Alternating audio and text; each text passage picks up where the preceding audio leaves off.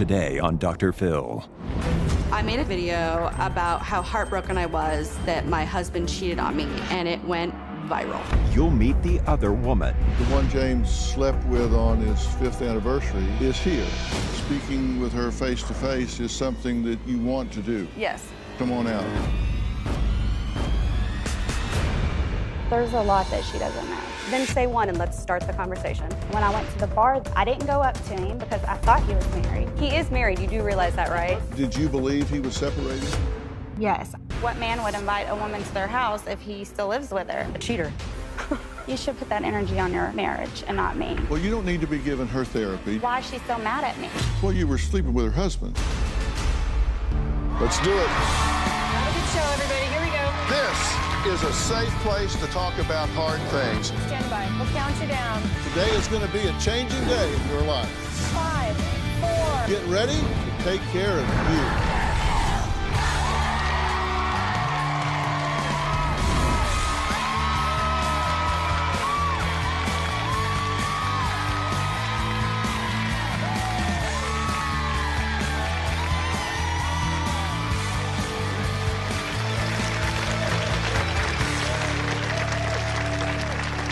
Well, yesterday we met Janae, whose video of her sobbing about her husband James' infidelity went viral.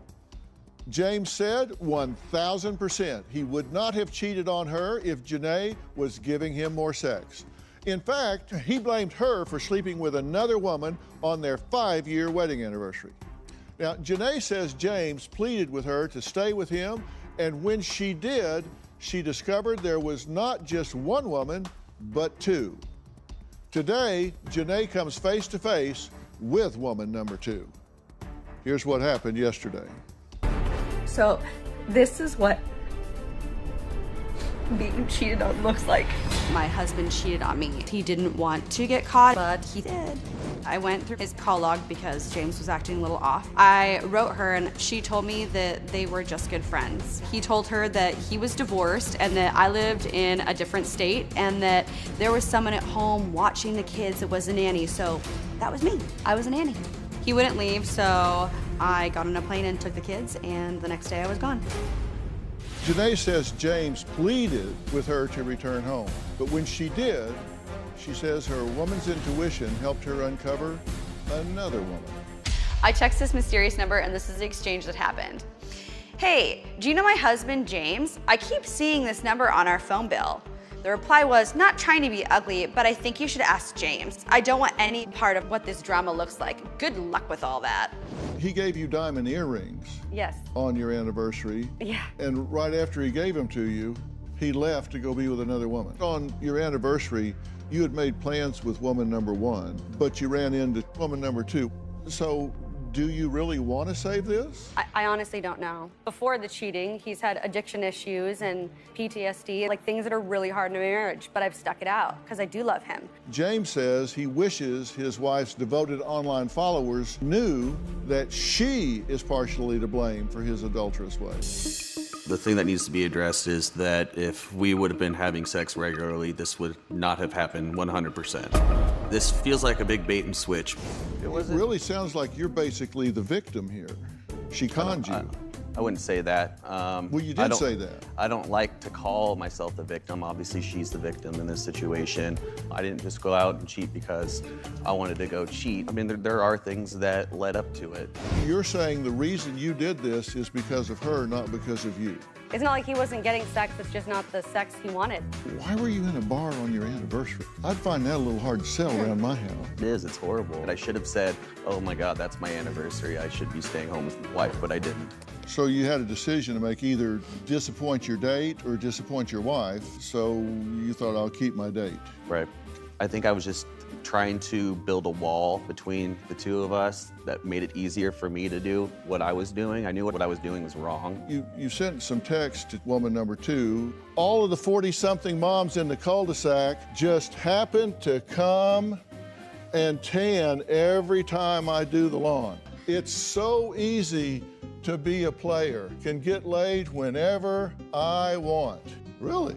Yep, that's embarrassing. This is you manipulated. Did they buy this? This is more of an inflated ego. You think? Yeah. Then I read, this is 1,000% due to Janae, and I think, well, maybe a couple of percent Sure. have to do with you being immature, Absolutely. insecure, and egotistical? The girl he cheated with, Chelsea, yes, I'm gonna say her name because there's millions of Chelseas, is mad because super sleuths on here found out who she is and her last name and where she works, and I guess you guys are contacting her. Recently, she and her friends called me and left me an awful voicemail. Act like the is all you want. Fix your marriage or end it. Well, Chelsea is here, and she claims Janae is determined to ruin her life. She says she came here today to set the record straight. So, Janae, before I ask Chelsea to come out, I want to be clear. Speaking with her face-to-face is something that you want to do, right? Yeah, I tried to talk to her day one, and she didn't come to my house. Instead, she decided to egg it, so. Okay. All right. Well, Chelsea, come on out and join us, please.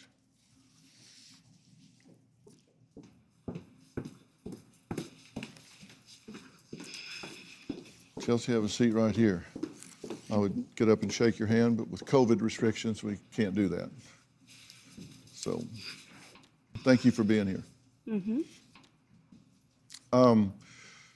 You know James, of course. We know that. But have you met Janae before in No. person? No. You've never met? No. Okay. I tried. I got rejected. No, Okay. and actually I haven't met him because I'm learning a lot. Yeah. Mm-hmm. Do you feel like you were conned in this situation? Yeah. Yeah. And what is it you're learning that you didn't know? You're saying that you haven't met the real him, is what you're saying. Yeah, because I think he's downplaying a lot of this. He tried to spend every day with me.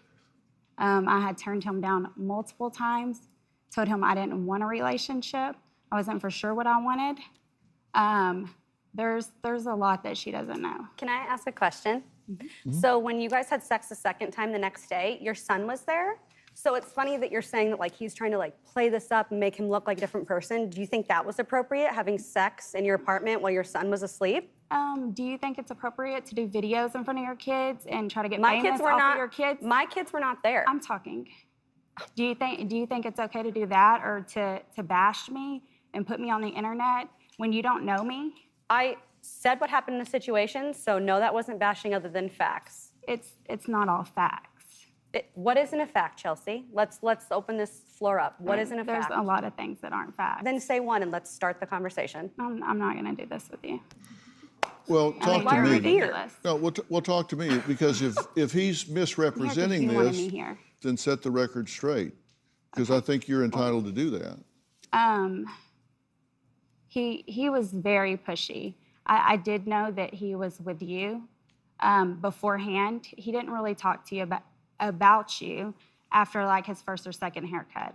I never heard anything else. I didn't hear about your anniversary.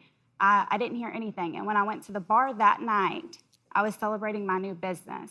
He was there with 3 girls. I didn't go up to him because I know he's married, or I thought he was married. Yeah, I thought. He is married. You do Well, realize let that, her, right? let her finish. Okay, let her So- finish. I understand that you got a lot of energy about this, but I do want to hear what she has to say, because it gives me insight into what James is doing out You there. should put that energy on your marriage and not me. Well, you don't need to be giving her That's therapy. Just talk crazy. to me. I was at the bar that night celebrating, and I thought that one of the girls there was his wife. He finally came over, and I said, "Oh, are you going to introduce me to your wife?" And because I thought that was her. I said I was waiting for you to come over and show, introduce me to her. He's like, "We haven't been together in months." And I was like, "Oh." I said, "Well, why haven't you told me? You come in and get your hair cut all the time." And he said, "Well, I just didn't want to talk about it in front of people." And I was like, "Okay," didn't think anything weird about that. So I had no clue about her. And the fact that he was trying to spend so much time with me, and he was spending a lot of time with me, I didn't see a red flag at first. I didn't start seeing red flags until like the text messages. He's ignorant. I just wasn't attracted to any of that. So when he started that, I kind of started pulling away from anything with him anyways. So he was putting pressure on you and wanting to be with you all the time. Very much, very much. He even said in some of the text messages how I ignored him. I wouldn't give him a time of day. I kind of was doing my own thing, and he was upset with that. Okay. And did you believe he was separated? Yes, I would never, just like I told her, I would never come second best to somebody else. I also have kids.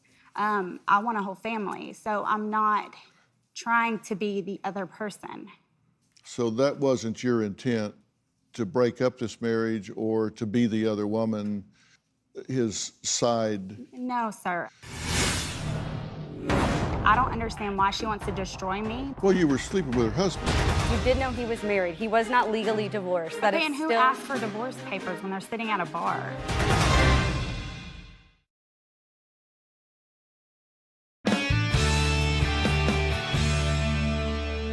You did not know he was going home to her every night. No, he told me she was in Arizona and they had been split up for months. He even FaceTimed me at his house multiple times, and I thought if somebody lived with him, then obviously I would see him. He picked up every time I tried to FaceTime him, every time I called. Okay. Well, yes, what do you want to say? That's not accurate because the messages between her and James talk about me leaving for Arizona, and that's after they had already had sex. No, no. Yes. It literally shows them, and you sent them to me. It's not like I made them up. No, I know I sent them. You wanted to know what happened, so I sent you everything. I've tried to be cordial with you. When you told me you wanted to know what happened, I sent you everything. You started getting mad and obsessed with me for some reason. Obsessed? I've never talked to you since August 4th. Okay, so why wouldn't you delete posts where people post my first and last name, I'm where not I gonna delete work? anything anyone posts. People write negative things too. I don't delete them. But I let people say whatever they want to say, Chelsea. But you have whether it be deleted negative stuff. or positive. You have deleted stuff that made you look bad. No, I have not. Yeah, you have. I have the screenshots. Do you believe that she may have been manipulated by James? To an extent. I believe that maybe she believed that he was separated, but she sure as hell knew I lived at the house with him because our messages talk about me leaving for Arizona, and Chelsea writes back and says, well, it's your house too. You can go in. Okay, how does that work if you thought that we didn't live together? That was about, it was a text message about somebody being there. He said that she hired somebody to take care of the dogs or something. And I was like, why would she hire somebody to take care of the dogs while she's gone? If you're staying there, why can't you take care of y'all's dogs? So that was my comment. Why are you sitting in your car scared to go in your house? If she knows that y'all are separated, you know, and y'all aren't together, he had told me that she knew about me. So I didn't know. Was he telling you how to avoid the security cameras? No. It was the night that he's talking about. I was out with my friends at dinner, and he told me to come over. I had been drinking. I did not end up going to their house. When he told me to park my car outside of his driveway, that was a humongous red flag for me to not go there. And you that didn't was go my there? done situation. Yes, I did not go there. I've never been in her house like she says I have. I've seen her bed because of a video chat, but I've never been in her house. I've never. Is that true? Yeah, she's never been over to the house. You said you wanted her to come over one night, but it never happened. Yeah, that night, I believe she was out with friends, and I remember it going where she asked for my address. I gave it to her, thinking she would, and then told her to park across the street. Yeah.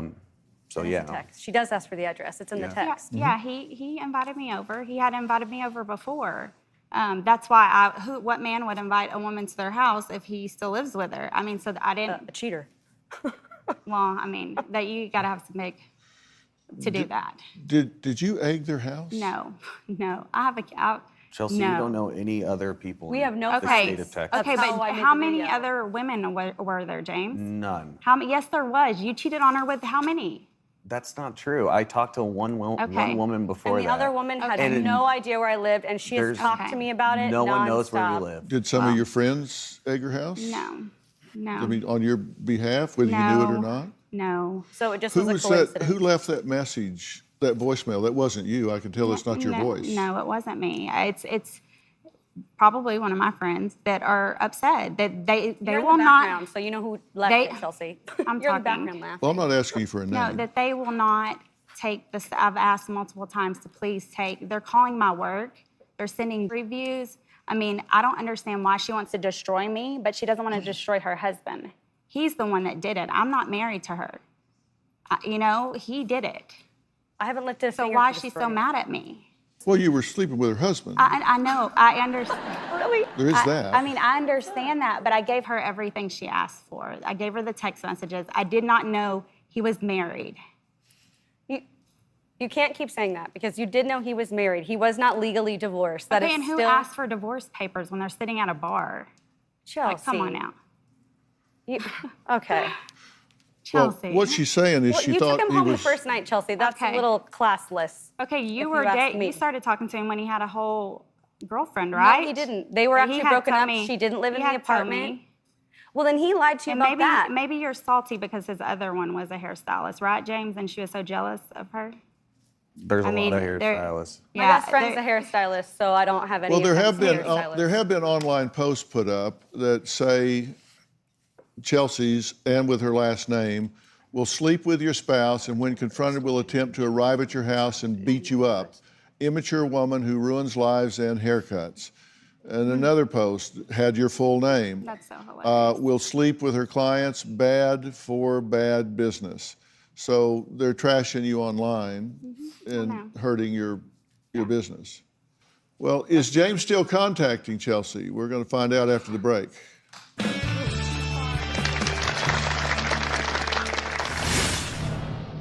I'm not blaming her for the sex. Well, what do you blame her for? I don't blame her for sleeping with him. I blame her for egging my house and then still contacting me a month later.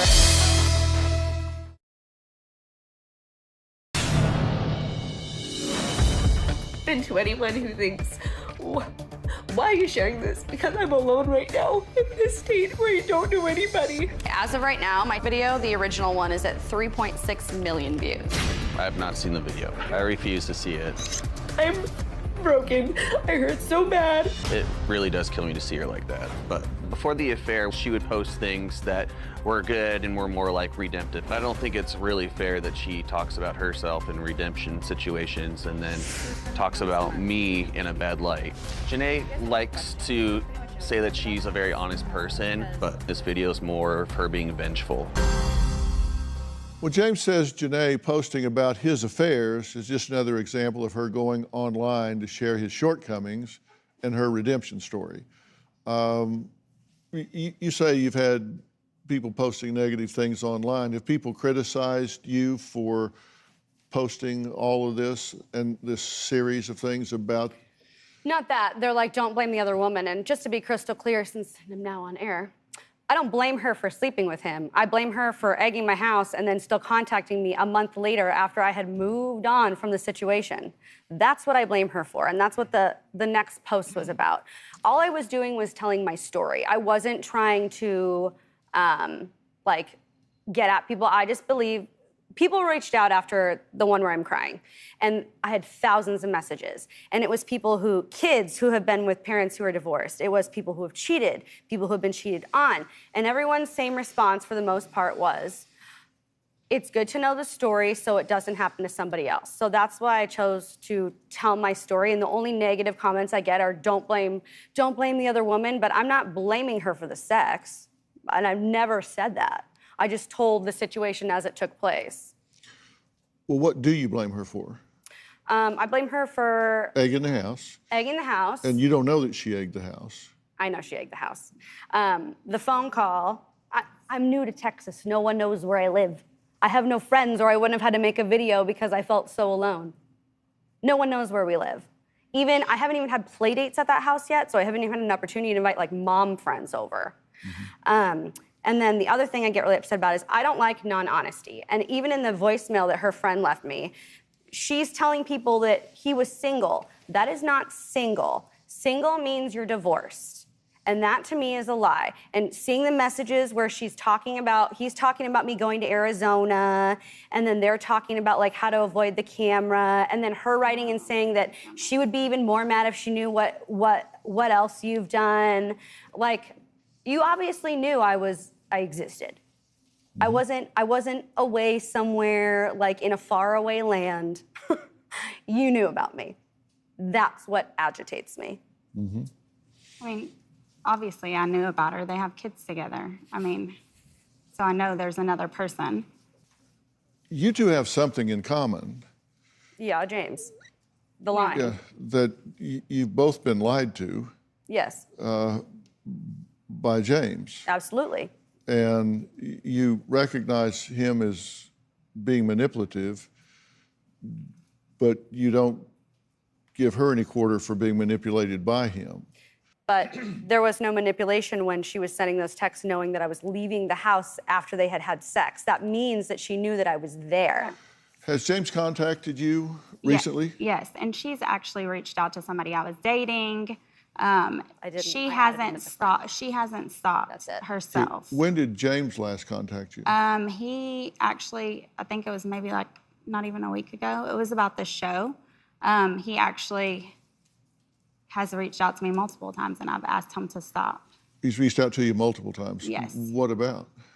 I mean, just about her wanting blood and, having it out to get me, and she's gonna ruin me. And then he, had a little joke, don't you love the internet and what it can do to you? And, they're just this is a sick situation. Why are you still reaching out to her? Why are you contacting her? I'm gonna pop in right here because I actually have asked him to reach out to her recently after her friends called me and then kept texting me nonstop. Honey, I get 200 or more texts a night, and you're talking about your little one call from somebody that I've asked you to take my stuff down. I'm not gonna take it down, Chelsea. And you don't have to, because in the end, it'll be fine.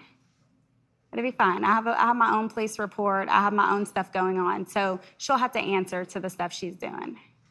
You can't totally bash somebody and do all that and think it's okay. I don't, though, Chelsea. I'm not the one writing reviews. I'm not the one calling you. But I'm you're not the one egging it texting on. you. You're egging it on. How am I egging it on? Have I said Because in any you of my are. videos, hey guys, can you call and text Chelsea? He Not told once. me a long time ago, one of their issues was not only just not having sex, but the fact that she's trying to get famous so bad that all she does is videotape her kids, and she's always just doing the most so she can get famous. So she got noticed over a video of her crying and making herself out to be a victim when she's not the only victim in this situation. It's just crazy that you would think that that's okay. But I believe in karma, and I think And this I believe is it. yes, honey, and I believe in karma too. So you'll get yours. Battle of the Sexes with Dr. Warren Farrell. When only one sex wins, both sexes lose. Men. You said men learn early on, in order to be a man, they must repress their feelings. Masculinity. How do you define toxic masculinity? And the facts of fatherhood. You're not just a wallet. We need you as an emotionally intelligent part of the family. Fill in the blanks. You say boys with less involved fathers are more likely to become delinquent and end up in prison. Available on Apple Podcast and Stitcher.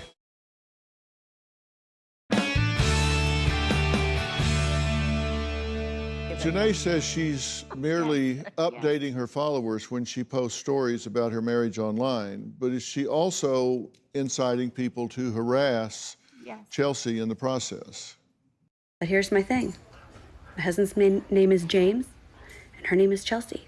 If you don't want people to know your names, don't cheat. So, Chelsea, the girl that my husband got with, came to my home where my babies were sleeping last night and TP'd and egged it. And the girl he cheated with, Chelsea. Yes, I'm going to say her name because there's millions of Chelseas.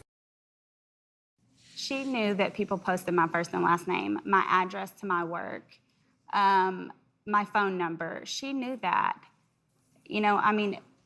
It's just crazy that you would think that that's okay and that I deserve that. I'm not married to you. I'm single. I don't think you are, but I believe in karma, and I think I this believe is it. yes, honey, and I believe in karma too. So you'll get yours. Okay. So, Yeah. you will. This is not healthy in either direction. I didn't want this drama. That's what I told her in the very first text. I just want you to leave me alone. That's what I And want. I would like you to do the same. James, come on now. You think it's okay for my number to be posted? You think what you did is okay? You I think don't- I knew I that don't- you were that- married? I don't Did I know agree you with were that, no. married? What? Did I know that she was living in the house and you were married? Yeah, you knew No, she was I there. didn't. You knew No. when she went to Arizona. Okay, James. You knew when she came back. Okay, Because I James. told you. Okay. Yeah, but you had said that y'all had been separated for months. Y'all haven't had I told sex you we were since your separating. since y'all made y'all's son. There was a lot of stuff that you lied about. There are things I lied about. Yes, but a lot. And so you're making me out to be a bad person when you know. I'm not making you out to be Yeah, a yeah, bad but you think person it's at all. okay. You think this is okay. I don't think it's okay, and I've told her I don't think it's okay for her to post online. Yeah, we don't agree with that. We don't. No, I mean, it should be embarrassing to y'all. If you're going to make your marriage work, you're posting your husband's infidelity on the internet so people can judge and Yes, I think that people who cheat should be called and out. I think they should know the whole story and they should know what you've done too. I What- mean, you have harassed me. You have let this go on for months now. Hey, you keep saying I've harassed you, Chelsea, and I'm sincerely sorry that you feel that it's me doing it to you, but I'm not sending you those messages. I'm not calling You're you. not reaching I'm out not to somebody texting I'm you. talking to and I telling never them that reached I'm out to still him. sleeping with why your you did it. husband. Why I did it is because you guys left me a voicemail, and what I did was someone called me and said, Chelsea has a boyfriend. So instead of having a conversation with him, which I did not want to do, I added him on Facebook so he could see for himself that I'm not saying your last name, I'm not saying where you work, I'm not giving information, none of that. So why did That's you why I lie and added say him. I was still messing around with your husband when I haven't? I never even seen said him. that. was never Well, said. here's a text exchange between Chelsea and James. Chelsea says, "Stop texting me. This is harassment. I have reported this issue to the police. I would like the videos on all forms of social media taken down. She got my message, and if the posts aren't took down, that's harassment. James, she is not going to take them down. Internet is a bitch, isn't it? She didn't get your message, and I'm not telling her anything." Is there an adult in the crowd here?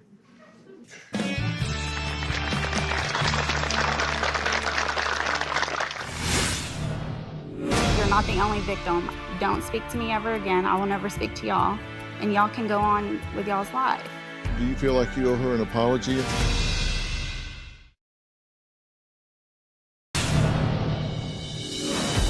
My parents both divorced when I was about 4 years old. My mother was around a lot of bad people. My father was also in unhealthy relationships. As a child, I saw a lot of things I shouldn't have seen. The lack of a role model definitely influenced how I deal with my relationships today. Up to this point, I never thought my childhood really affected me that much, but now I'm sitting here and I'm starting to have second thoughts about that. Well, Janae says she believes that because of James' lies and infidelity, divorce is certainly seeming like a clear option. James says that regardless of whether he can convince Janae to stay married to him, he needs to deal with the issues from his past so he can finally be the man that she deserves. Now, this bickering and all that's going on, look, this is y'all's chance to resolve this, and I'm going to excuse you here in just a minute. Is there anything you want to say to Janae or Janae and James that you think is constructive to bring this down to a conclusion? I mean, take the stuff down of me. If you don't have to like me. You don't have to agree with what happened. I don't think you deserved what happened. I didn't deserve. You're not the only victim. I have been a victim in this situation also. Take my stuff down. Don't speak to me ever again. I will never speak to y'all. And y'all can go on with y'all's life. I mean, that's all I'm asking for. They're trying to ruin my business and ruin me.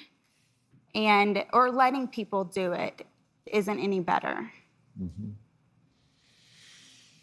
Do you feel like you owe her an apology in any way? Never. I'm not her husband. Uh-huh. So you don't feel like... She owes me one also. She well, owes me. you just said no, you No, don't. I won't. I haven't done anything. I didn't know he was married. I have left this alone. I thought it would disappear, and it hasn't. Okay. It's chasing me. Okay. All right. Is there anything you want to say to her before I excuse her? Nope. All I ever wanted was an apology, and I just was told I wasn't going to get one, so that's fine. Yeah, because she wants one on, I mean, she said, I want you to videotape an apology, this and that. No, I'm not doing all that. Well, you did sleep with her husband. I mean, and she has totally bashed me, and she has no clue who I am. I think you have accountability here, and I think you have to own that accountability. You're not blameless in this situation. Yeah. Thank you for being here. I'll excuse you so I can talk to this couple. Look, you have some independent decisions to make here. Yeah. And your decision, you have to make a decision, you have to make a decision. Mm-hmm. And they are independent. You asked me straight up, can a marriage survive infidelity? Does that happen? Do people have cheating in a marriage, and does it survive a year on, 5 years on, 10 years on? Do people survive this sort of thing and live happily ever after? And I'm going to answer that question for you right after the break and tell you what the options are, and they're going to be very, very clear. We'll be right back.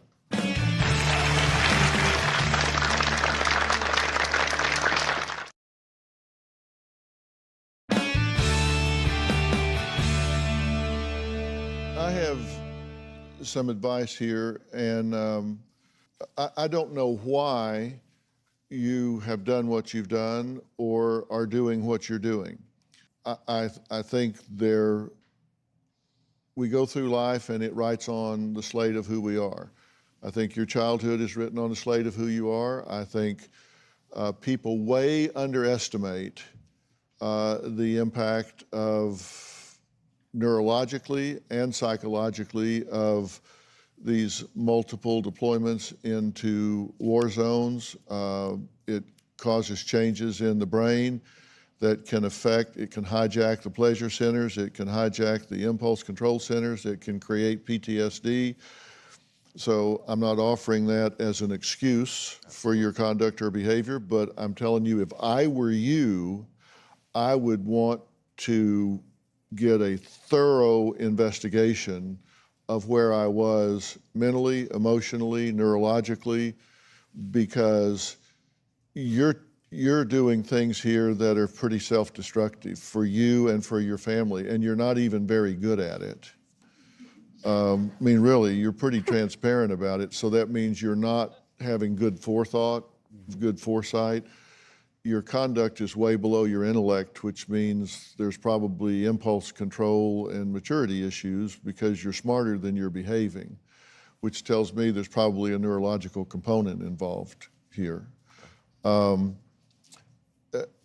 to you, can a relationship survive this? Absolutely it can.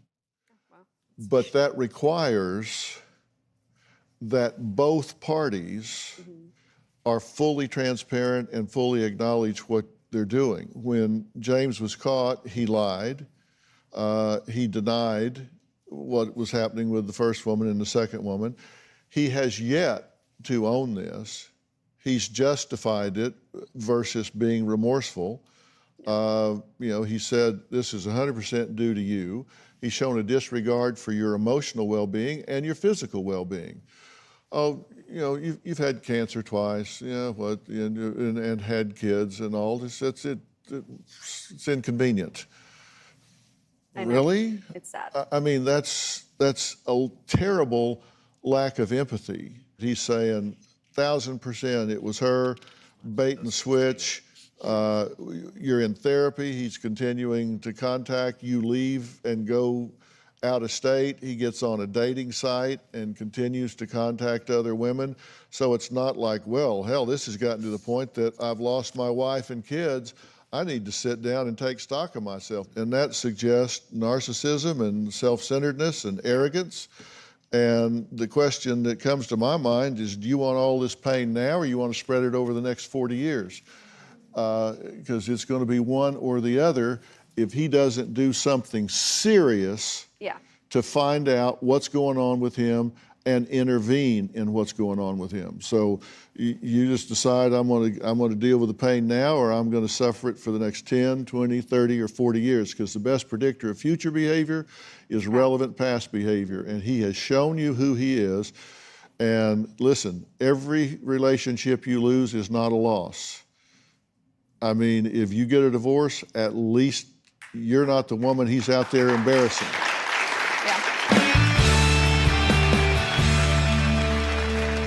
Don't forget to follow and subscribe to my podcast, Fill in the Blanks. This week, the behavior panel experts break down using body language and nonverbal cues to get to the truth. You don't want to miss this. James, you need to be asking yourself, how's this working for me? And it ain't working for you at all. You've pissed off the women you're running around with. You've pissed off your wife. Your marriage is collapsing around you. This isn't working at any level, right? Correct. So you need to ask yourself why, because you're smarter than that. I mean, seriously, pure intellect, you're smarter than this, right? If you were counseling a friend, you would say, buddy, you're not very good at this. You need to have a better approach to this, and you need to say that to yourself and say, why? I mean, what is broken here? And you said, maybe I need to take a look and see if I've got some open wounds, some immaturity, a neurological issue here. You need to get to the bottom of that, or this isn't going to work, or the next one isn't going to work, or the one after that's not going to work. And I'm not trying to be harsh with you. I'm trying to tell you the truth so you know what questions you need to ask and get the answers to. And until he does that, the chance of this working out for you is zero. Yeah. That's sad. Because he's saying, yeah, I did it. It's bait and switch. She drove me to it. What can I tell you? Unless he does something serious to figure out what is making him have such immature choices, he's going to continue to have immature choices, and you need to protect yourself from that. I agree, and my kids. And you need to ask those hard questions, and you need to get to the bottom of it. And you're a vet, and thank you for your service, by the way. Aside from everything else, thank you for your service. And they owe you some answers. They owe you some answers, and you damn sure should get them. Yes, sir. I'm not trying to excuse your behavior. I'm just saying you are entitled to some answers, and you should get them. And in the meantime, you need to protect yourself until those answers are out there. Yeah. Fair enough? Fair enough. Okay.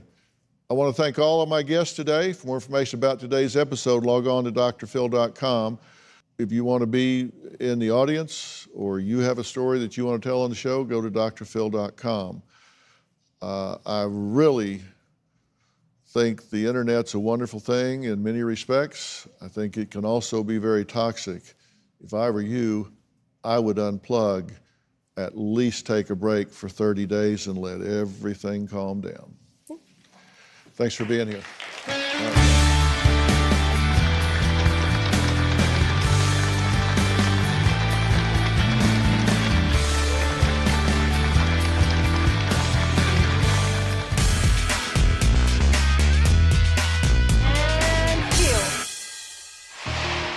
The text messages were really hard to see because I didn't want to go back and look at those.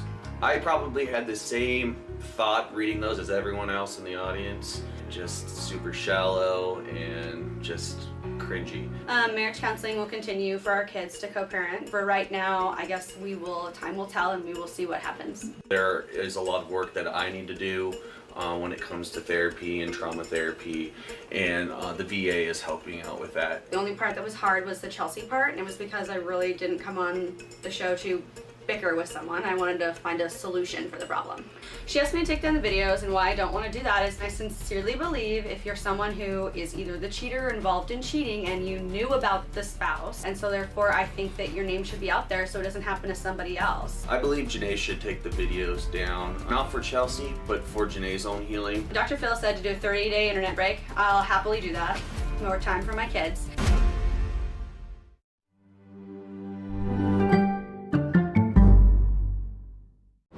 Today on Dr. Phil.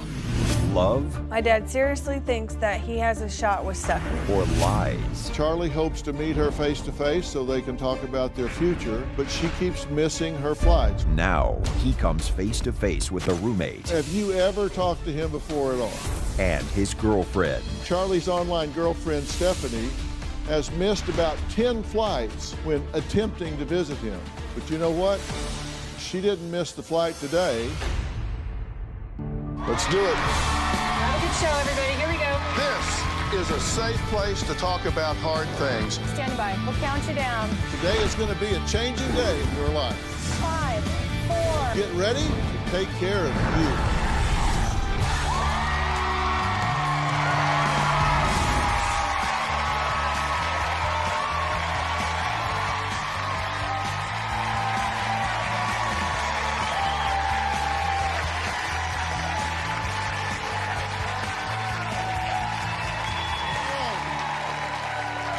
Yesterday, I sat down with Brittany, who claims her dad, Charlie, is being scammed by his online fiancée, Stephanie, and her roommate, Karina.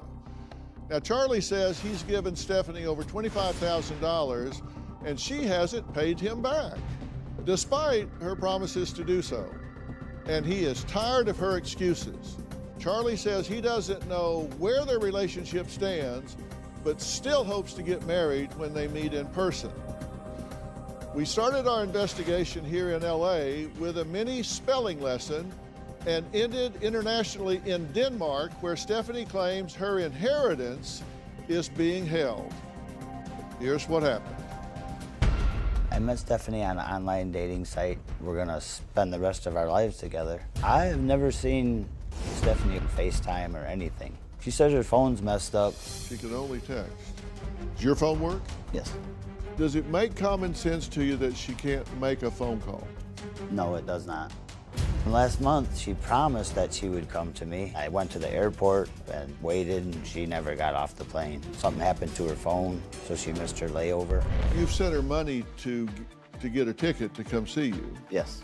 In fact, her roommate took a picture of her getting on the plane. This is her boarding from that, right? Supposedly, yes. Yeah. This is a private jet.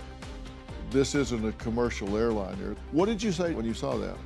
I guess I didn't use my mind enough to realize what you said. Her dad left her over $4.5 million in the will, plus a bunch of gold bars, because he owns a mine in Denmark. She wants to give me $250,000 of her inheritance money. My daughter Brittany, she believes I'm being scammed. He has sent over $20,000 to get his share of the inheritance. You've actually seen the will. Yes. The signatures all look alike. Isn't it odd that three people all seem to sign their names pretty much alike? Yes, very much. Article 5 is special directives. They didn't spell special correctly. It says special. They misspelled addition. It says addiction. There are misspellings all through this document here. And it says they're 34 carats gold. The purest gold you can have is 24 karat, but these are 34 karat gold? That's good gold. That address on the will, where Richard would have lived at the time he wrote it, we thought we'd go check it out. We're looking for a Richard Johnson. No Richard Johnson has ever lived here. I've been here for over 50 years. No Richard Johnson has ever lived here. Have you ever seen this person, Stephanie Johnson? No, does it look familiar? No. The name Richard Johnson ring a bell? That doesn't either. No. I've lived here my whole life and never seen or heard of either of those names. It's all made up. It's a phony address.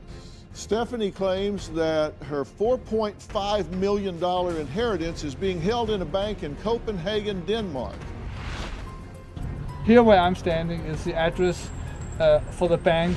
Do you see a bike shop or a bank there? I see a bike shop. You would have noticed if it was a bank. Yeah, I think so. Bank doesn't exist. And if the bank doesn't exist, then there couldn't be $4.5 million in a bank that doesn't exist. If you're being scammed, you want to know it. Yes, I would like to.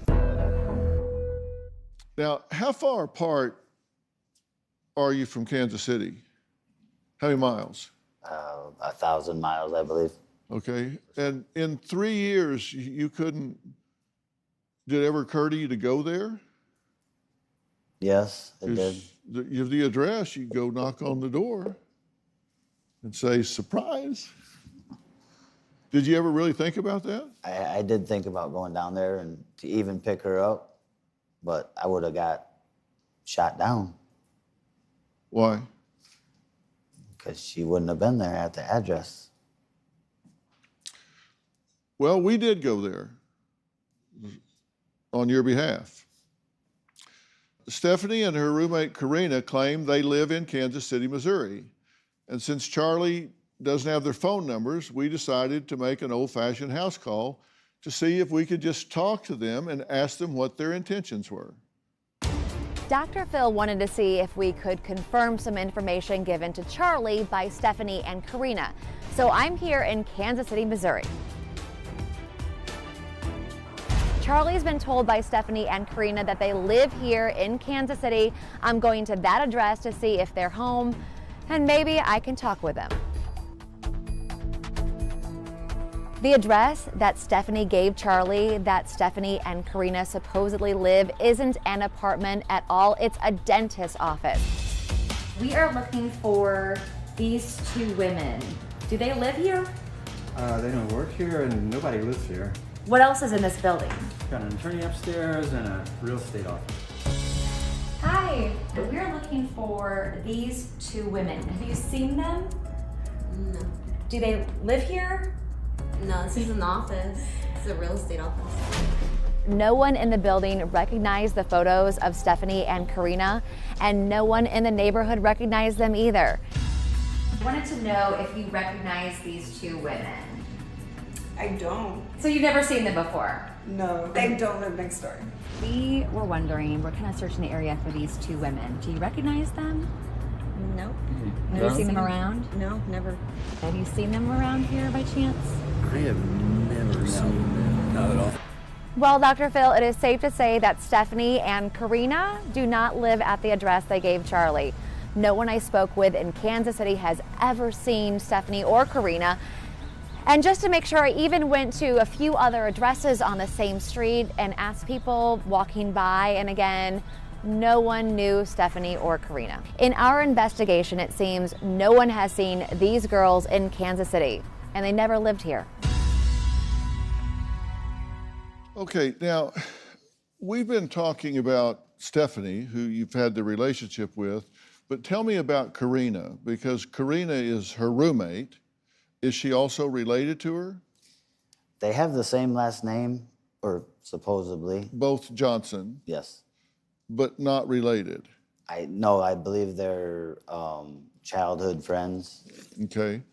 So Karina Johnson, not related to Stephanie Johnson, they just happened to be roommates with the same last name.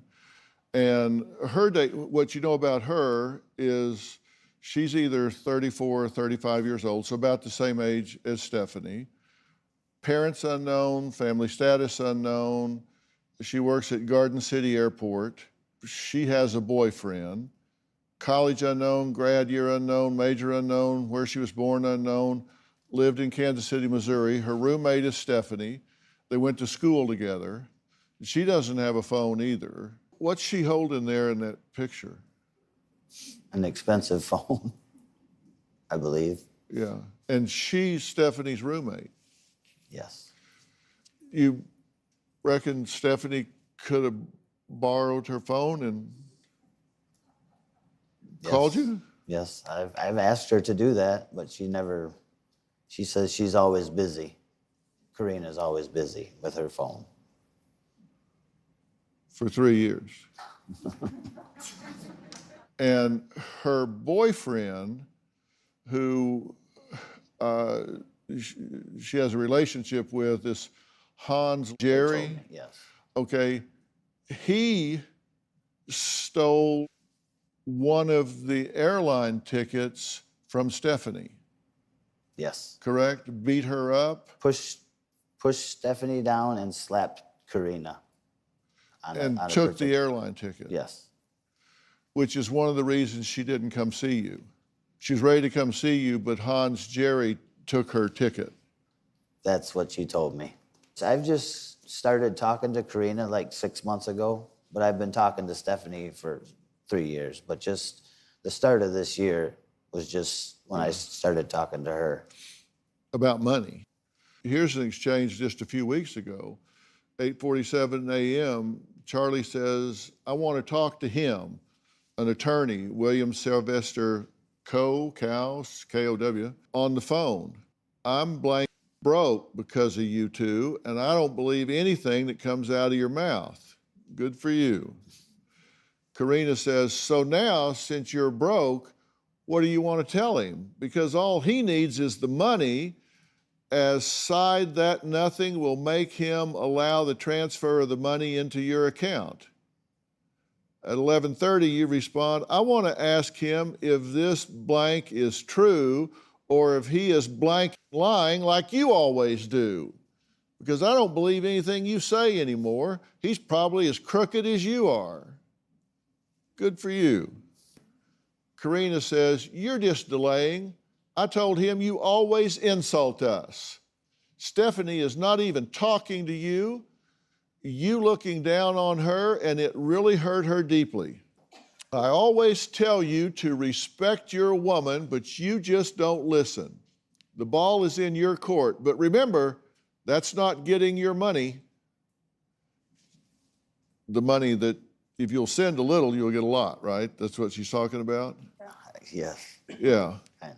And you say, I'm blank broke. How am I supposed to send any money? Please tell me.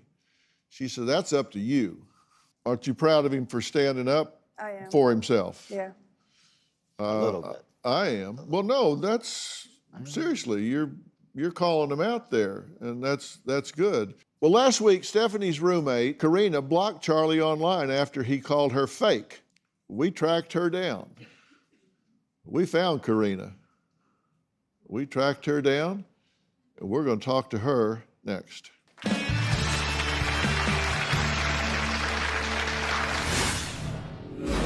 How does it feel to see who you know is Karina in person? So that picture is you?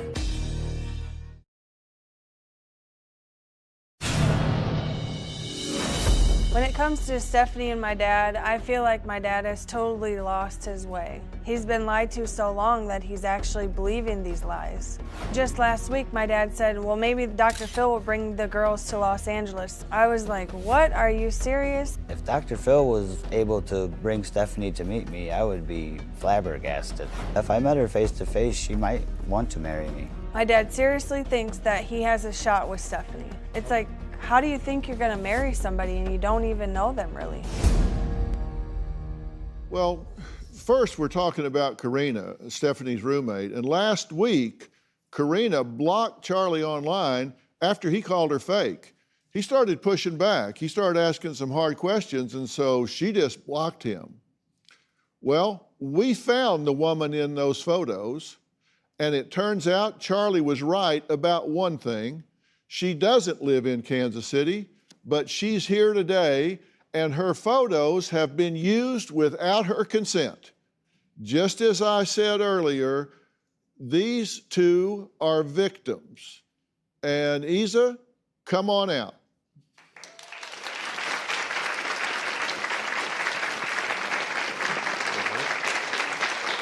How are you? It's good to see you. Have a seat right here until we get your chair out. Thank you.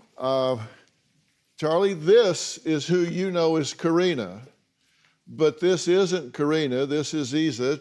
Tell him, have you ever talked to him before at all? No. You've had no interaction with him at all? None. Your identity has been stolen, correct? Yes. Somebody has gone on the internet, taken your pictures, used them as Karina, in this case. I suspect this isn't the only time it's been stolen, but they've used it and represented themselves as someone to him, not you, but you've never had any contact with him at all, have you? No. How do you feel about that, have somebody steal your identity Honestly, like that? it's heartbreaking that somebody can do this to somebody else, you know, and make them as a fraud, and like, I don't know, it really breaks my heart. Yeah. How does it feel to see who you know as Karina in person? Feels good that I know. So that picture is you, but she stole it and. Right. It's from my Instagram. See, somebody went onto her Instagram account and they take pictures from different places and then use that, assign a name to it, and start talking to somebody through text messages and use it to reel them in. And it's tragic and it's sad, but that's exactly what's happened here, true? Yes. And it's happened to others before, too. I've gotten messages with the same thing. Yeah. What do you want to say to her? Anything you want to ask her? Anything you want to say to her?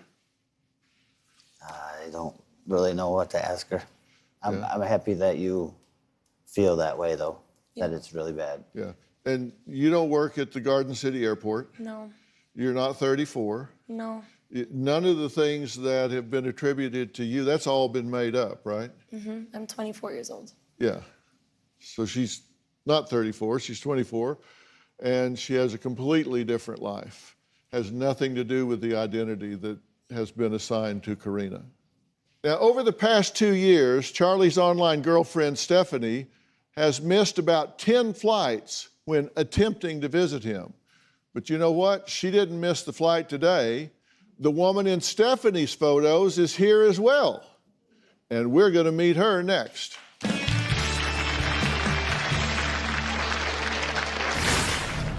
This has got to be kind of surreal for you because this is the woman that for 3 years you've thought you were talking to. What's your reaction? Lift, tighten, and shape your face. And the best part? No needles necessary. It's the secret to natural facial rejuvenation. Is it a noticeable cosmetic difference? We do like a before and after, and like this side of the face is totally sculpted that they've worked out. Yes. And then the one that's not worked out is just like over here sagging down. I've got a secret with Robin McGraw. Do you have clients that stop using injectables after trying all of your methods? 100%. Available on Apple Podcasts and Spotify.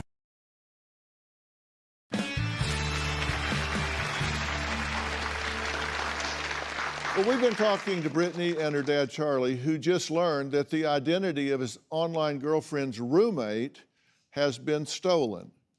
Now, so you don't work at the Garden City Airport. I do not. And your name is not Karina, it's Issa. Isabella Buscemi. Yeah, and you're not 34, you're 24. And if you don't work at the airport, what do you do? So I'm a model and influencer. I actually have my own activewear line. So you have a completely different life than the identity that's been assigned. What about Stephanie? Charlie hopes to meet her face to face so they can talk about their future, but she keeps missing her flights. Well, the real woman behind the photos of Stephanie is here, and we're about to find out how she is connected to Issa. Her photos have also been used without her consent, which I have said from the very first moment they were put up. Come on out.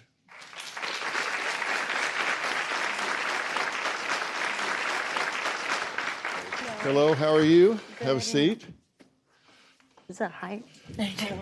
You have to climb around here. Okay, now your name is not Stephanie at all. It, in fact, is Angie. Yes, Angeline. Angeline, okay. And you have never talked to him at all in any way whatsoever, correct? Never. And your pictures, your identity has been stolen. Correct.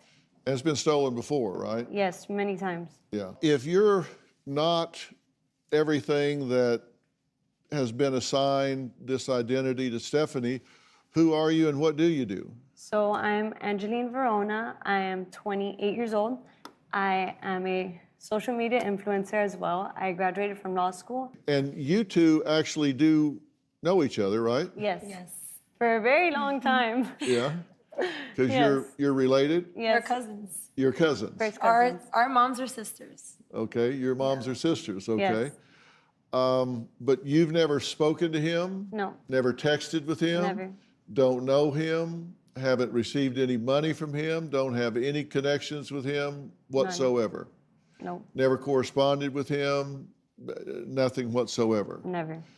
Now, this has got to be kind of surreal for you because you've had this text relationship, you've seen these pictures, and when they say that they're influencers, social influencers, they have a really big presence online, lots of pictures that people can steal, put new information with, say this is me. They can put their name with it, and that's part of the downside of having a presence on the internet. And these are two entrepreneurial young women who are out there, but this is the woman that for 3 years you've thought you were talking to.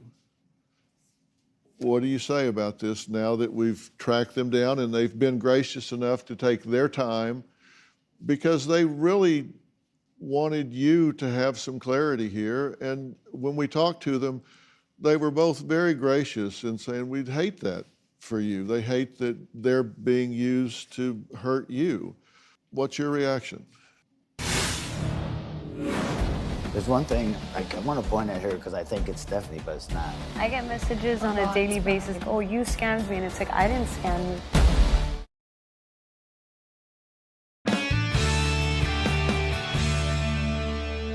This is the woman that for 3 years you've thought you were talking to. What's your reaction? I appreciate you guys for coming and Of course. telling me the truth. And there's one thing I want to point at her because I think it's Stephanie, but it's not. Right. Because I did catch something with her. What's your name? Angie. Angie. She had a necklace on one time. It said Angie on it. Yeah. Yeah, I do. I own a gold necklace with diamonds that says Angie. And I usually wear it, but I Yeah. just switch it up. So Stephanie had a picture wearing a necklace that said Angie. Well, it was her. Yeah. Well, there you go. That's why, because they downloaded a picture of her with her Angie necklace on. Yeah. Are either of you in relationships? Yes. Yes. Both of us. Now, tell me about your relationships, because So- they're actually here today as well. I'm married. Uh-huh. I've been with my husband 5 years, and we've been married since May 5th of this year. Introduce your husband, Henry. He's right down here. Henry right there with the white shirt. Henry? And thank you so much for supporting this effort and doing this, and it's a great help for Charlie as well. And tell us about your relationship and I'm Rick. actually engaged. I've been with Rick now for a year. Yeah, say hello, Rick. Raise your hand so Hello. everybody can see you. Rick's here as well. And so, they're two very industrious young women. They're both in relationships with guys, and they've had no interaction with you whatsoever. What do you hope for Charlie? I want him to find this person, honestly, because that's so unfair. I hope this brings some clarity. And clarity. And some freedom. Yeah. Absolutely. Yeah. Because, my staff said, you just could not be a nicer, warmer, caring sort of guy. And that's really what made you vulnerable to being taken advantage of, because you're just a really nice man, a nice guy. You don't even conceive of somebody being able to do something like that. It's hard to recognize it, because you can't imagine doing that to somebody, can you? No, I never could do that. You can't imagine defrauding somebody, leading them on, telling them you're somebody you're not, taking money from them that is not yours. You can't even imagine that. And so it's because you can't imagine it, it's hard for you to recognize that. Give that to Brittany. That makes it hard for you to see it coming and easy for you to prey upon. But don't lose that. And I don't want you to let this make you a cynic and make you paranoid. It's just an experience. And, you know, you're like me, we didn't grow up with the internet. And so we're not as savvy about it. And I've had a whole staff teach me about it, but you know, you have to learn the lessons because it's, you guys live with it every day. Right. And you get, It happens. you get scammed and I get messages on a lot, daily it's basis. I was sending them last night. We're in a group chat of all the people that come to me like, oh, you scammed me. And it's like, I didn't scam you. It's these fake profiles that misappropriate my pictures. yeah. But it happens often, and I hate that Yeah. obviously innocent people are getting hurt by it. You two are victims just like Charlie here. And I want everybody to know that. So maybe if they see your pictures, they go, oh, no, no. Right. I've and seen maybe they them. can warn other people as well. Exactly. Yeah. Now, there's someone in my audience today whose identity has also been stolen, and it's someone you might not expect. More on that next.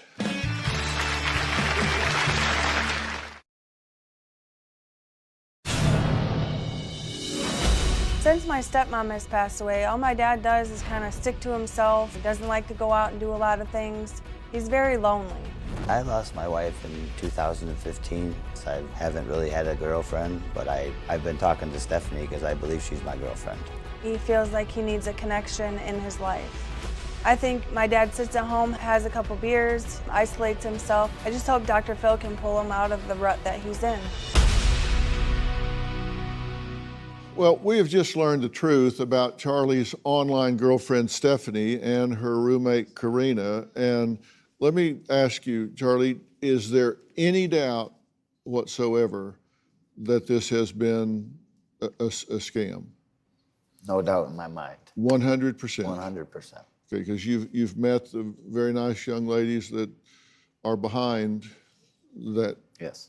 They've had their identity stolen, and you've met the real people, so you know that's who they are, and they're there with their fiance and husbands, and so you know, and you can go to their internet locations, their Instagrams, you can see they've been out there for a long time. The question is, you know, what do you do now?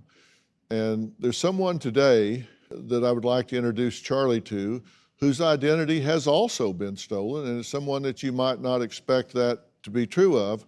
Coach Mike Maher, founder of Cast Centers, is here, and he has experience dealing with identity theft as well and overcoming his own obstacles to becoming a renowned life coach. Now, Mike has written a book called One Decision, and Charlie has one decision to make today about how he is going to move forward. And I've invited Mike here today to offer some advice to Charlie. And you know the pain of all of this because you've had your identity stolen, right? Yeah, thanks for having me, Dr. Phil. I know right now you probably feel really alone, and this happens to thousands and thousands of people. You're showing the images right now of some ways that my identity has been stolen. They got you on an oil rig, and you weren't on the oil rig. They took your face off the book or off your site and put it on somebody on an oil rig? Yeah. And stole your identity and then used you to write to women. And I don't know why they would choose my mug. You know, I don't think I'm not attracting the high dollar that these Instagram models are attracting, but my identity's been stolen thousands of times. I get messages every day. Yeah, I mean, that's what I mean. We didn't grow up with this, so we don't realize this is a billion-dollar industry of stealing people's identities and pretending to be somebody you're not and using it to get money. And here's all the different ways Mike's identity's been stolen. Passports, driver's license. Shamar, Edwin, David, it just goes on all the time, and you have to live with it. But I get no pleasure out of telling you this because the truth of the matter is he will mourn the loss of this relationship, right, after 3 years. Yeah, and I imagine right now that's what he's starting to feel as the tears are coming up for you, is just the disappointment, right? I'm happy that I got closure. At least you know. I know. At least I know.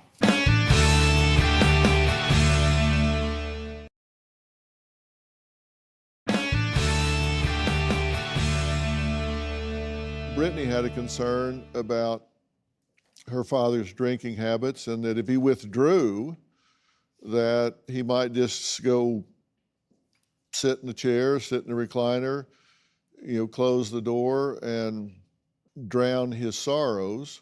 And I asked Coach Mike to be here today because I want you to help Charlie behave his way through this and make sure that doesn't happen, because that's what you want. You want him to have a vibrant life and thrive and move forward, and that's all about behaving his way through this. It is, and not doing it alone. I mean, I know you probably have a hard time trusting people in this moment, but when you have the right help and support, you won't end up in a situation again.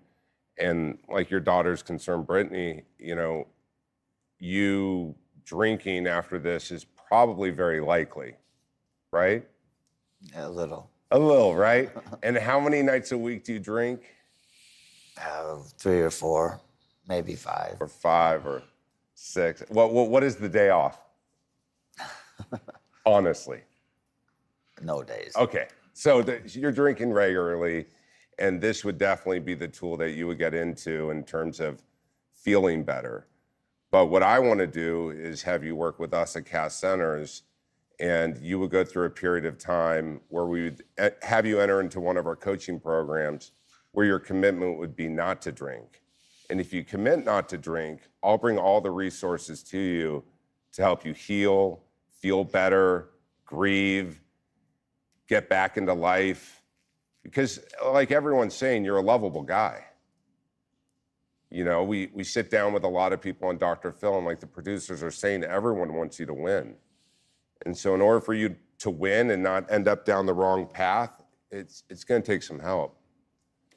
So I would have a coach working with you on goals, what you would be doing socially, how could you get into the dating scene again, what are some realistic expectations of women that you could have, and we'd start to put a plan together and get things going. Yeah, and you do all of this in place. You do all of this right there in your home, your hometown. Yep. Work with you. You'd be involved in this, and just really say, okay, it's post-scam, so what do we do now with the rest of your life? And instead of just having you go home and say, well, okay, that was 3 years I could never get back, then we'll say, no, let's make a plan, and let's not waste a day. Let's get active, let's deal with this, and come up with a constructive plan to make sure you don't self-medicate with alcohol, make sure that you start making some right decisions, make sure that you do things constructive, set some goals and behave your way through this, and you do it with some professional help. And when that happens and you feel good, I'm probably gonna call you and ask you to come back here and help me with some people down the road and pay this forward. Be more than willing to help you. Okay, fair enough. Will you take this help? Yes, I will. All right, good enough. All right.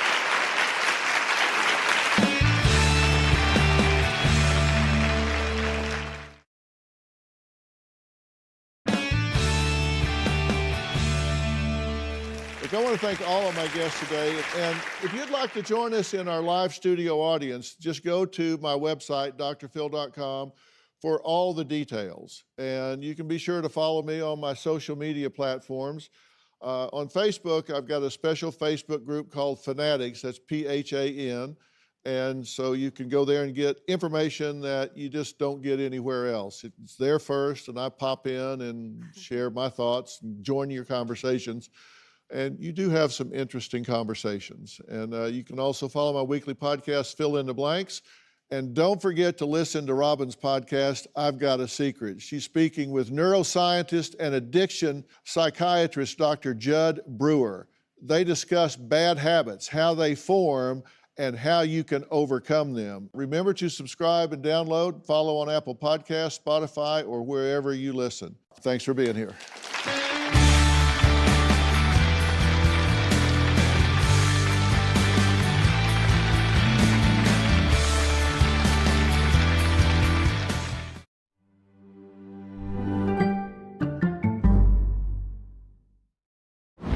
Today on Dr. Phil. You didn't do anything to hurt your daughter? No, sir. No, sir. Is there anybody that comes to mind that might have seen Summer or targeted her in some way? The disappearance of Summer Wells. What do you think happened? I have no idea what happened. What do her parents know? You took your daughter in the house and you never saw her come out. She just was gone. But she didn't just vaporize. Someone had to take her out of that house. In her mind, she's being interrogated. That's not interrogating you. We're trying to help you find your daughter. Yesterday, we spent an entire hour trying to get to the bottom of what happened to 5-year-old Summer Wells, who went missing from her rural Tennessee home on June 15th, 2021, around dinner time. Now, her mother watched her go into the house to join her brothers and then just never saw her again. Deception detection and body language expert Scott Rouse and Greg Hartley interviewed Don and Candace Wells and examined their demeanor to get some answers. Here's what's happened so far. Breaking news, an Amber Alert now issued by the TBI for a missing 5-year-old girl. The search continues for Summer Wells from Rogersville. The Tennessee Bureau of Investigation said the search for Summer is, quote, definitely outside the norm. Despite doing everything within our power, the circumstances leading to Summer's disappearance remain unclear. June 15th, 2021, it was just a normal day. I called my wife and she was getting her mother's prescription, so I decided just to go ahead and work late. We just finished planting flowers, and then Summer, she has to go back in the house with the boys. I fixed my mom's knee brace, and I told my mom that I have to go back in with the kids. After I came into the house, I asked the boys where she was, and they said that she went downstairs to play in the playroom. And I come into the playroom, she wasn't here at all. About 5:30 p.m., my wife Candace called and said she couldn't find Summer. I says, well, hang up for me and call 911. So I threw my tools in the car, got in there and started down the road and called 911 myself. I pulled down here, I noticed my 3 boys are together and my heart sunk because I knew she was abducted. Candace and Don sat down with body language experts Scott Rouse and Greg Hartley. Now, Scott and Greg are interrogators. Together, they have been called a human lie detector. Is there anything about Candace's story that makes you question the story? No, not the way it played out and everything like that. I mean, yeah, you always have questions. I mean, I don't really have any. I mean, I don't really have any questions. He was stammering, stuttering all over the place. What'd you make of that? I think he edits, he speaks, he edits, he speaks, and never finishes a sentence. We were under the impression he was holding back little information. Okay, now this is important to me because we're trying to find this little girl. I don't care about anything else. It's very clear to me that he is editing. That means he's holding something back. Exactly. So the question is, what's he know that he's not telling us, right? And that's the reason we wanted this second interview with your team, is because we could get to more information. Did you do anything to Summer? No. What do you think should happen to somebody that did this? They should be put away for the rest of their lives. I mean, they should be tormented, I think. If I ask you what happened to Jordan, he was missing. It wouldn't be a pause there. It wouldn't take me 5 seconds to think about it. Give me 10 seconds in a room alone with him, and we'll be through. We haven't seen a lot of tears from her, but then you ask about the Cornbread Mafia, which is an organized grassroots crime syndicate in Tennessee, correct? Yes, that's correct. What about those fellows that live around there in the Cornbread Mafia? Cornbread Mafia. That's what we call them where we live. I don't know if this. I have no idea. I've heard about some hillbilly mafia type stuff and everything, you know. And she is feeling emotion here that we didn't see any other place in the story. So this But feels. we don't know what it is. That's It right. could be fear. That's right. It could be guilt. We can't read minds, we read symptoms, but those are pretty clear. On June 15th, little 5-year-old Summer went missing from her family home. Her parents, Don and Candace, say they thought they were doing the right thing by going online, requesting the public's help to find their little girl. But Don says it all backfired. They became targets of online bullies. when Summer came up missing, I thought the Best thing I could do is turn to social media. So I put all her pictures out there on YouTube, Facebook, and everything I could, hoping that social media could help us find our daughter. And that's when the entire investigation got totally twisted around. I have 2 distant relatives that accused me of some horrific things that were definitely not true. They called TBI the second day after Summer's disappearance and told them that I'd done a horrific thing to my daughter and killed her. They put it out there on YouTube. After all these lies were spread all over social media, I started getting messages, tell them where your daughter is, let's get this over with. Just all kinds of hate stuff constantly. The worst part of all the social media lies is people were focused on us, and even the police focused on us. Instead of going out and looking for Summer, they started looking at me and my family. We lost about 75 days.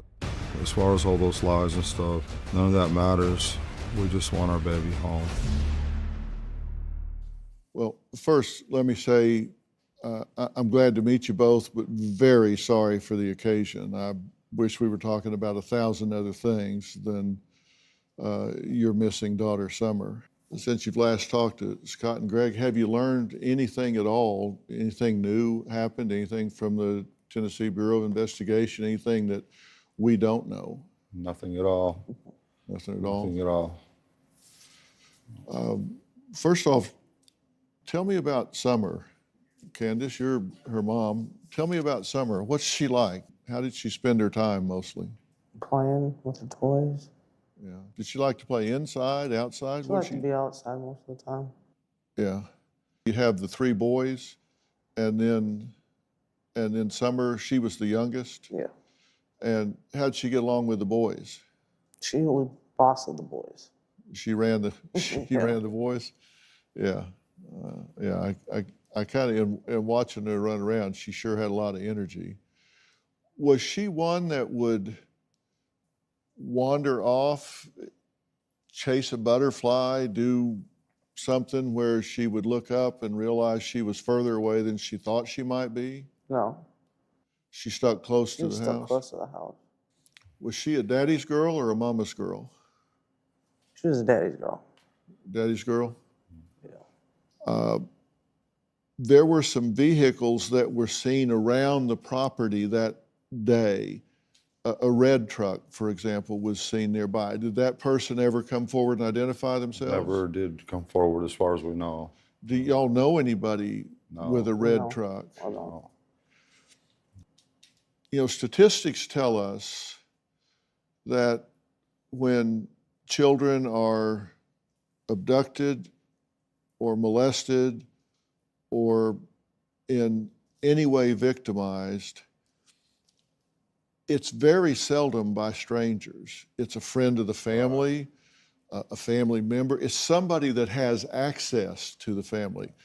Do you have any idea, any concept of anybody that would have had knowledge of your property, how to get down that road, how to do anything that and I'm not asking you to name somebody here, but is there anybody that comes to mind that might have seen Summer or targeted her in some way?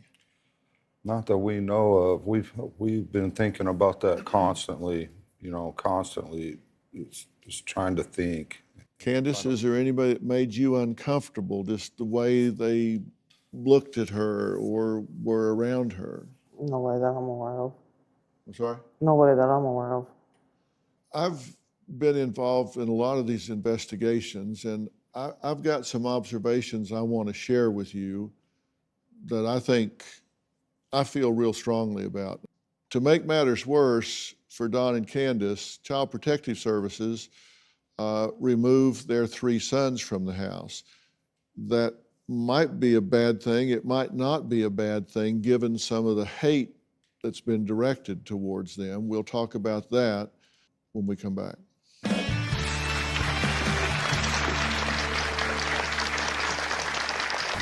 Once Summer was taken, CPS had to open a case for our good and for the boys' protection. So CPS thought our house was dangerous. The CPS took our boys. which I was glad at the time. I was glad that they were not here because I was scared to death for their lives. And later, you didn't do anything to hurt your daughter. No, sir. You didn't do anything to hurt your daughter. Do you know something about it that you haven't shared?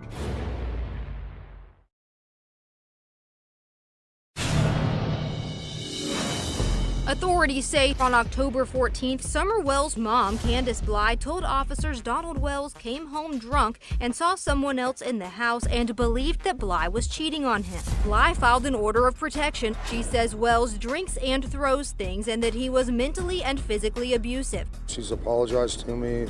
She even talked to the judge and told him that she made a serious mistake. The domestic assault charges and unlawful possession of a handgun were dismissed. For Don and Candace, it was bad enough dealing with the stress of their 5-year-old daughter, Summer, disappearing 4 months ago from their rural Tennessee property. But to make matters worse, their sons, 13, 11, and 9 years old, were removed by Child Protective Services.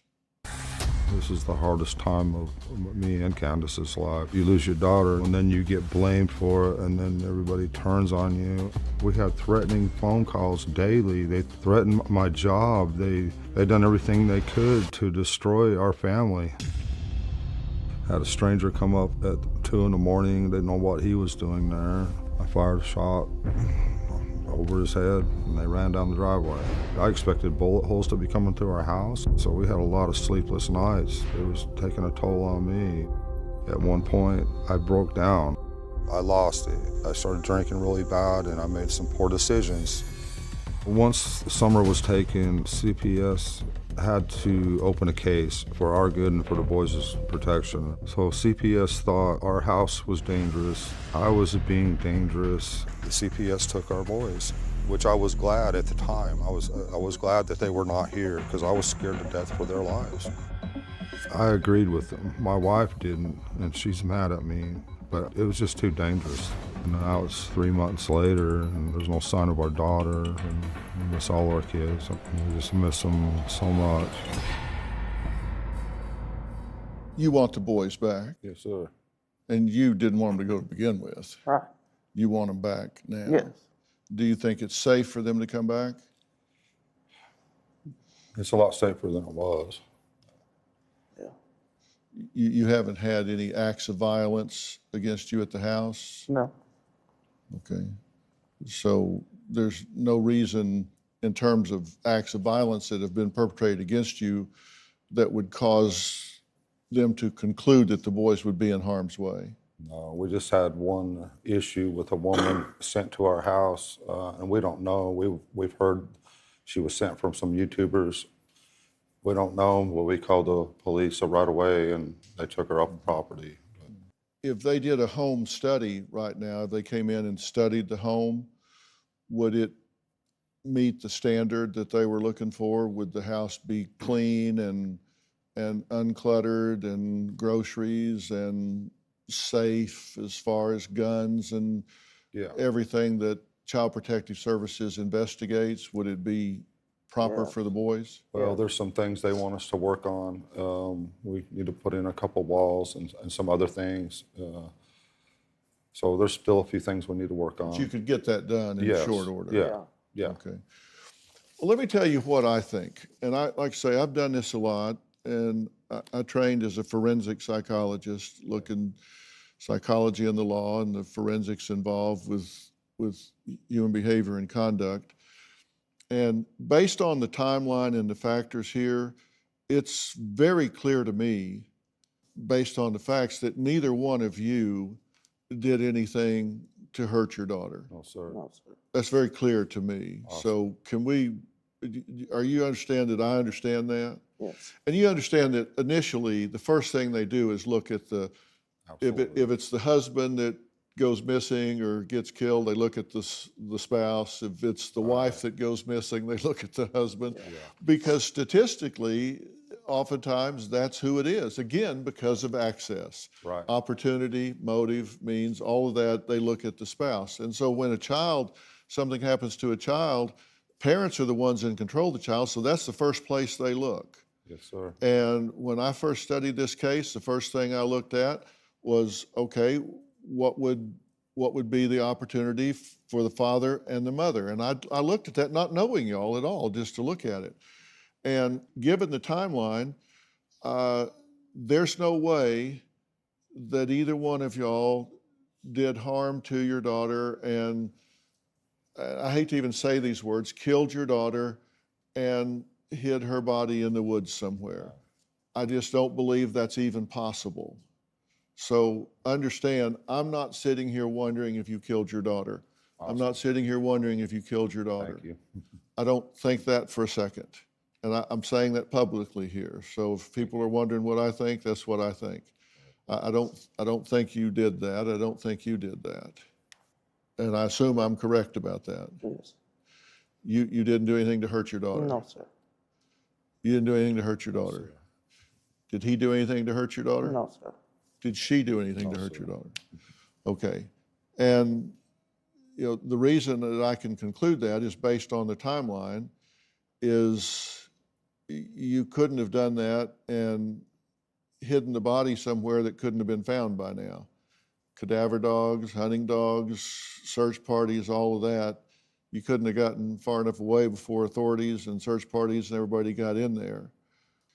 The question that I'm then left with is, do you know something about it that you haven't shared? When you guys sat down with Scott and Greg, Scott asked you about the Cornbread Mafia. You got very upset. Why did that upset you so much?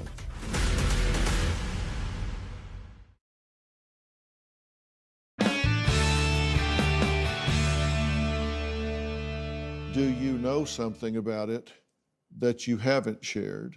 Something you may not even know you know.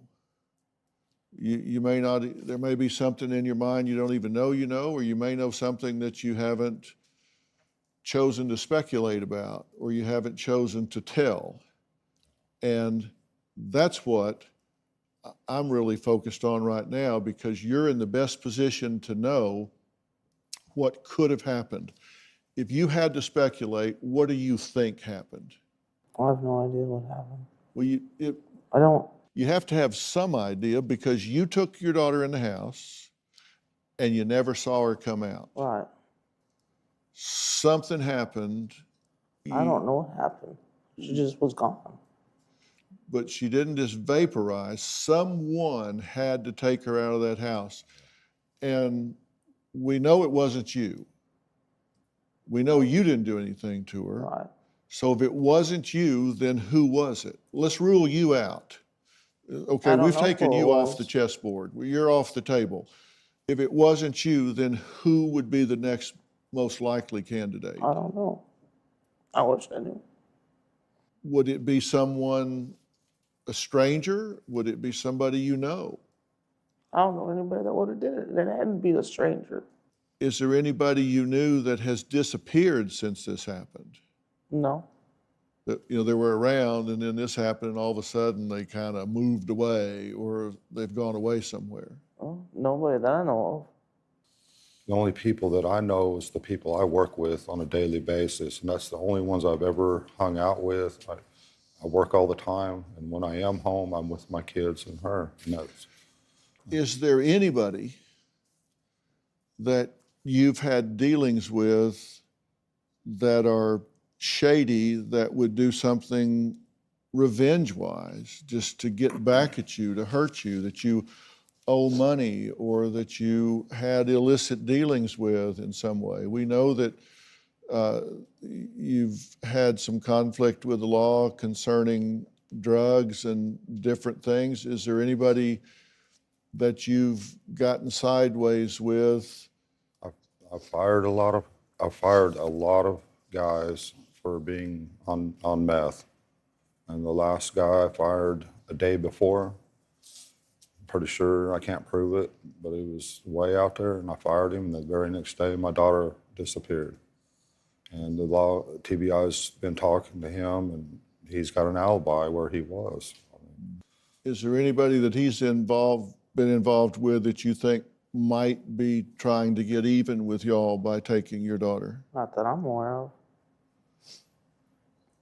Is there anybody that might be trying to get even with you, that would try to hurt you by taking your daughter? I can't think of anybody. Nobody in the drug culture, nobody owed money, nobody? In our area, there's people that, you know, you got these boys and then you got these boys that you know, they're very prideful about, you know, kind of like, I guess LA, you got the Bloods and the Crips. Well, these are hillbillies. I don't know. But we don't associate with them. We don't socialize with them. We try to socialize with our church. We try to keep our kids in that church. That's our main goal. We try to stay completely far away from that kind of activity as possible. Well, but you haven't always. Right. When you guys sat down with Scott and Greg, they asked you about organized crime in the area. Right. Because we know that there's trafficking that goes on. Yeah. People take children, and I hate to even say this because it's such a horrible thing to think about, but they take children and they sell them. They sell them into all different kinds of different lives, whether it's sex trade, slave trade, different things. That happens here in LA, it happens there. And they ask you about organized crime. Mm-hmm. When Scott asked you about the Cornbread Mafia, you got very upset when he asked you about that. Why did that upset you so much? In her mind, feeling like she's being interrogated. That's not interrogating you. We're trying to help you find your daughter. You got up and left the interview, and I didn't understand that. Intuition is not a belief. Intuition is a tool. Wow. The secret to going with your gut. I'm hired to train traders to be better traders and doctors to be more intuitive doctors. With world-renowned intuitive Laura Day. Anyone's brain reacts in advance. It is an innate human ability. I've got a secret with Robin McGraw. I'm a huge advocate of following your gut. Available on Apple Podcasts and Spotify.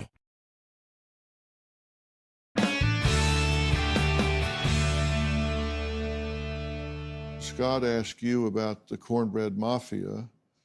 You got very upset when he asked you about that. Why did that upset you so much? Because I don't even know what that is. I'm sorry? I've never even heard of it. I don't even know what it is. Then why would it upset you so much? Because it sounds horrible. Just thinking, her in her mind, feeling like she's being interrogated bothers her because she loves her daughter with all her heart. She spent a lot of quality time with her every day, thank God. She took a lot of pictures. Well, why don't you let her answer? Okay, yes, sir. Because that's not interrogating you. It's we're trying to help you find your daughter. I started this out by saying, I don't think you hurt your daughter. I'm standing up for you. I'm saying, I don't think you hurt your daughter.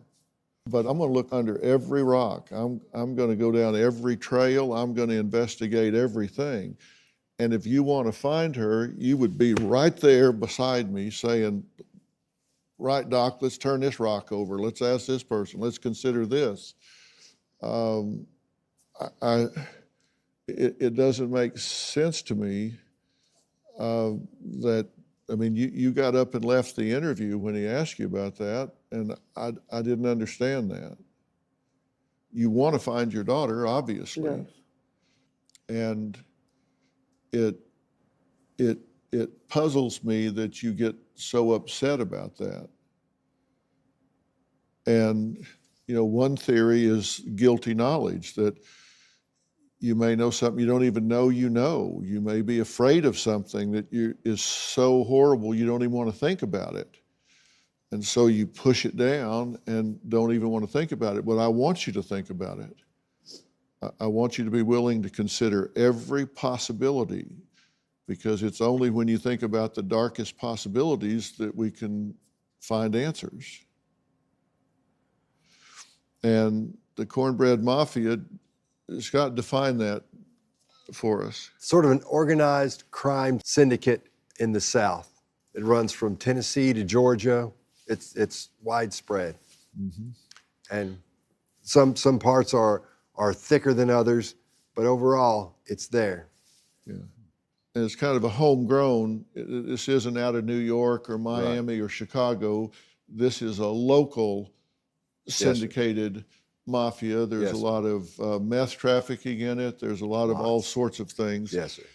And there are a lot of meth labs in that area, and this is all organized. These aren't independent. Correct.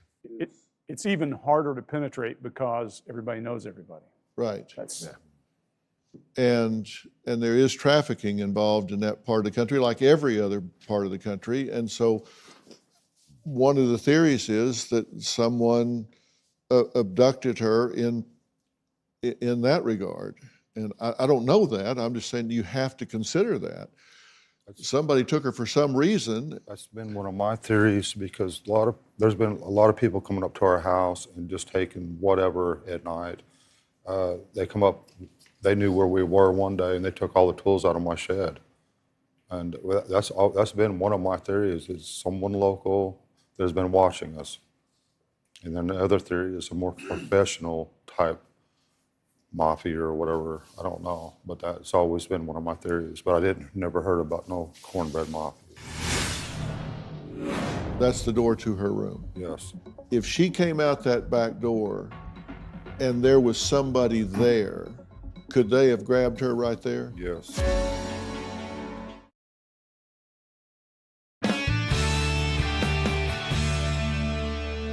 Okay, well, let me ask you, Candace, if I understand correctly what you've said, you took Summer in the front door. Yes. And you said to the three boys, keep an eye on Summer. Yes. Okay. Then you did what? Then I went back outside to my mom's camper, which was right next to the house, and I had to fix her knee brace for her. Okay. She had a knee brace on? Yeah. And that took? Only 2 minutes. Okay. And then what'd you do? I went back in the house. When you went back in, what'd you see? And the three boys sitting there watching TV. Okay. And no Summer? No Summer. Okay. What'd you do then? I asked the boys where she was at, and they told me that she went downstairs to play with her toys. Okay. Would she do that? Would she say, hey, I'm going downstairs to play with my toys, or would she just go? No, she'd tell the boys. What'd you do then? Well, I hollered for her at first. And no response? No response. So what'd you do? So I went directly down there. I looked for her everywhere I could look, in the room, under the blankets, whatever, and she was gone. Yeah. All right. What's the way to get out of there besides coming back upstairs? Just the basement door. That back door? Yeah. Okay. And if that door opens, could the boys hear it? No, if they had the TV up loud. Okay. All right. Is she known to go out that back door? She'll go out the back door, but then she'll circle around by her swing. Okay. Back around to the front? Yeah. What we're seeing here is looking out that back door, correct? Yeah. All right. Now, there's a road there. Is that a driveway? A driveway? Mm-hmm. Okay. Now, can that be seen from your mother's camper? No. That's the back side of the house. You can't see that from her camper? Not that part, no. If you step out on the road there, you can about see your camper. Uh-huh. And that drive there goes up to the highway? It circles around the house. Right there, it goes to the top, and then it goes down around to it. It circles all the way around the house. Okay. Is that the back door? That's the back door. That's the door to her room? Yes. Okay. If she came out that back door and there was somebody there, could they have grabbed her right there? Yes. Yeah. Then how would they make their escape? Back this direction? Well, away from the camper? The dogs led, the scent went straight down that dog trail by that yellow generator, right from where that picture's taken. You're saying then that this is the back door? Yes, sir. And you're saying that she there was a scent that went this direction. Yes, all the way down to Ben Hill Road. All the way where? All the way down to Ben Hill Road. Okay. Now, if this looks like a big circle, how do you get back to the highway? So you go down the driveway to Ben Hill Road and then turn left, and it takes you out to Beach Creek area. Okay, so for someone to drive away, they would have had to come on around the circle and exit here? That's a possibility, but we think they were parked down on the Ben Hill Road. Okay, so you think they would have walked on down through the woods to the road? Down, that was and left the car yes. down at the road? Yes. Okay. And that's what the dogs indicated. The scent went down to the road, and then somewhere on that road, the scent disappeared. But how would they have known she was going to be there? Would they have gone inside the room to get her? Possibility. I wasn't even aware the trail was there. Okay. So your belief is this might be the last spot that Summer was on the property? Yes, sir. Right there? Yes. That she was put in a vehicle there and driven away? Yep. I think you know more than you're telling. We need your help to find your daughter. You show signs that you're hiding something.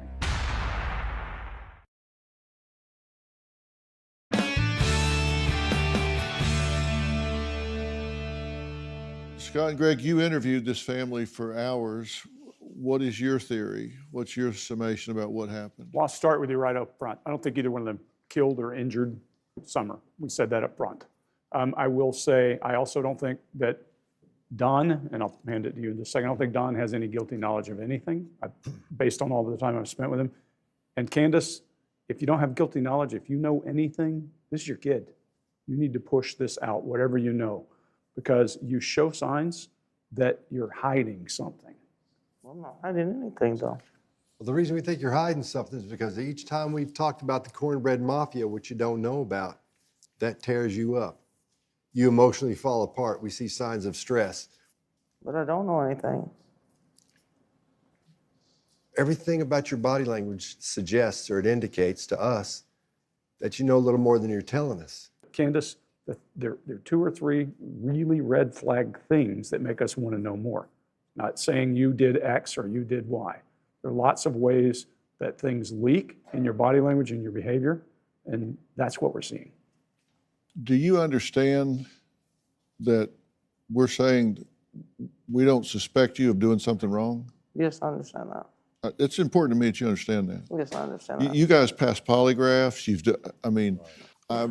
I've just the logistics of this thing. It just does not point to you. And if investigators pointing it to you, they're not doing the math. It just doesn't make sense. What I'm saying is,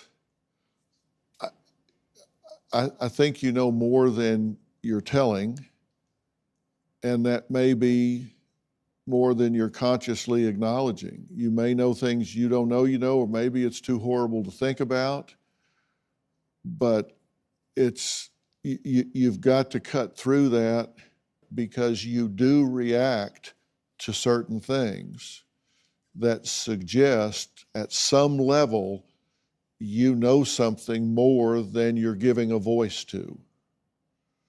And it's hard for me to say you need to tell us what you don't know. Because that's, but if I knew, then I could tell you. I know, that's what I'm saying. It's like I'm telling you to say, tell me what you don't know. And you're saying, well, how can I tell you if I don't know? And I'm saying you've got to be willing to take your guards down and think through if there's anything that you're pushing out of consciousness, if there's anything that you're just not willing to acknowledge. We need your help to find your daughter. I guarantee you, when this is solved, and it's going to be solved, this isn't going to be a stranger. This is going to be somebody you know, somebody you've crossed paths with somewhere, somehow, in my opinion. It's just a matter of you're going to find it out when they're caught, or you're going to find it out because you go back through and do an inventory and figure out everything you can possibly figure out and lead us to who they are. And every day goes by, that trail gets colder and colder and colder. And if she was abducted and she's been trafficked somewhere, she can be found.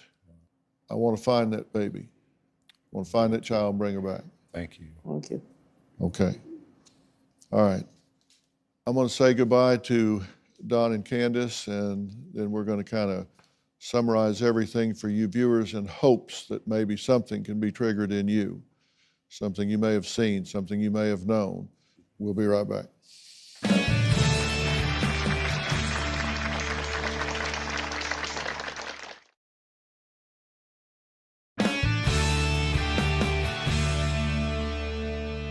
We've dismissed Don and Candace. You had the opportunity to observe the interactions. Any thoughts? We saw a lot of differences in Candace as her movements, her cues are very small because all she did was just dead-eye you the whole time. So our biggest focus was her respiration. And if you'll go back and look at some of this, as you start talking about the cornbread mafia, as you're easing up to that, we'll see your respiration increase. And again, like I was telling her, we'll see her adapters. Adapters are the things you use to get rid of that built-up stress or tension, anything that's a repetitive motion or action. And she was doing that here, very small. But then she started breathing heavily. That's what we saw mostly in her. The closer you got, the heavier she got breathing. Now, she may have nothing to do with this child's disappearance whatsoever, nothing. But those red flag indicators and those kinds of things that say, why aren't you more forthcoming with information? Why don't you ask? Why don't you tell? Combined with, and you can see it very clearly on her as you watch the video, her jacket opening and closing because of how much respiration she has and a little bit of barriering or needing more space, just makes you feel uncomfortable. I think there have been people around this home, workers with Don, people coming over to hang for whatever out, purpose, right? For party, whatever. I won't make allegations about what they were doing when they were there, but and you know, they see somebody get obsessed and then come back on their own accord and take the child. It's happened, sadly, thousands of times. I think they probably are aware of who's around them that is dangerous. I think she has more knowledge than she's either acknowledging or sharing. Yes. One of the two. We're on the same page. And I believe that to the core of my soul. I want to thank Scott and Greg for their expertise today. I also thank Don and Candace for sharing their story with us. If you have any information on Summer's whereabouts, please call the Tennessee Bureau of Investigation at 1-800-TBI-FIND. We will have more information on drphil.com. We'll be following this story and praying for Summer's safe return. Don't forget to subscribe to the new season of my podcast, Fill in the Blanks. I'm launching a new mental health series on Fill in the Blanks where I'm looking at some of the most common personality disorders you encounter in your life. Narcissists, borderline personality types of people that drive you nuts in your life. I'm going to tell you how to spot them, how to recognize them, how to manage them, how not to antagonize them. This is a series you don't want to miss. It's down to the nitty-gritty, and it could definitely change your life. Remember to subscribe and download and follow on Apple Podcasts, Spotify, or wherever you listen. And don't forget to subscribe to Robin's podcast, I've Got a Secret, with international best-selling author, journalist, and podcast host Mitch Albom. We're going to dive into his highly successful book, Tuesdays with Maury, and his profound new novel of hope and faith, The Stranger in the Lifeboat. It is thought-provoking. You don't want to miss this conversation. Check it out on Apple Podcasts or wherever you listen. The website where you will find these guys and talk about really interesting, it's the Behavior Panel. You can find that on YouTube, and they really look at some of the most interesting interviews taking place in America day in and day out. Politicians, pop, crime, everything, and they break them down, and you will learn some things that I think you will find intriguing. The Behavior Panel. We'll see you next time. Thanks for being here.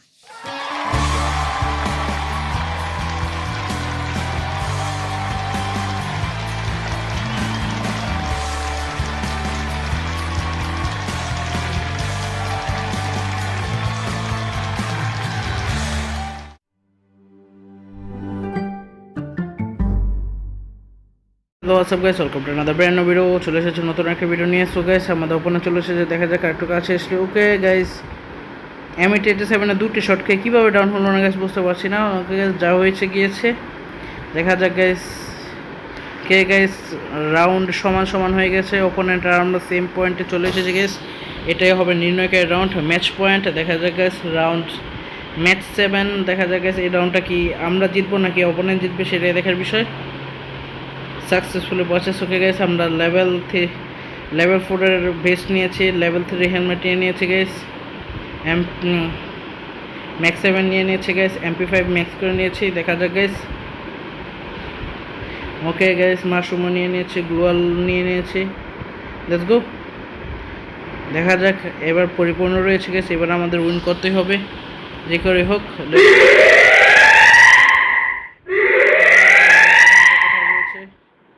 Okay guys, দেখা যাক একটু জাম দিয়ে damage দিতে পারি কিনা। আছে guys, মাত্র 20 headshot, এটা কোনো কথা গাইস। গাইস একটা কাজ করে দিতে পারে, একটু সামনে গিয়ে গ্রেট মেরে দেখি। গাইস গ্রেট একটু দূরে পড়ে গেছে, আর একটু সামনে দিয়ে মারা দরকার ছিল।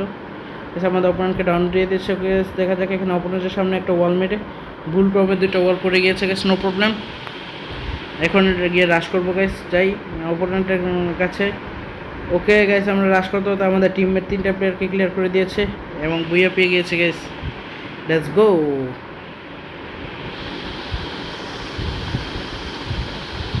আমরা অবশেষে বুইয়া পেয়ে গিয়েছি।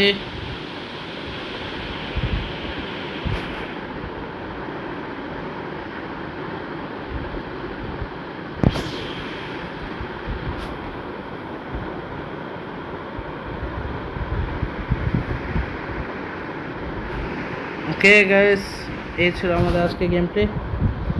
ভালো লেগে থাকলে অবশ্যই বলবেন কেমন হয়েছে। Okay guys, let's go. দেখা যাক, লাখ রয়্যালে কিছু দিয়েছে।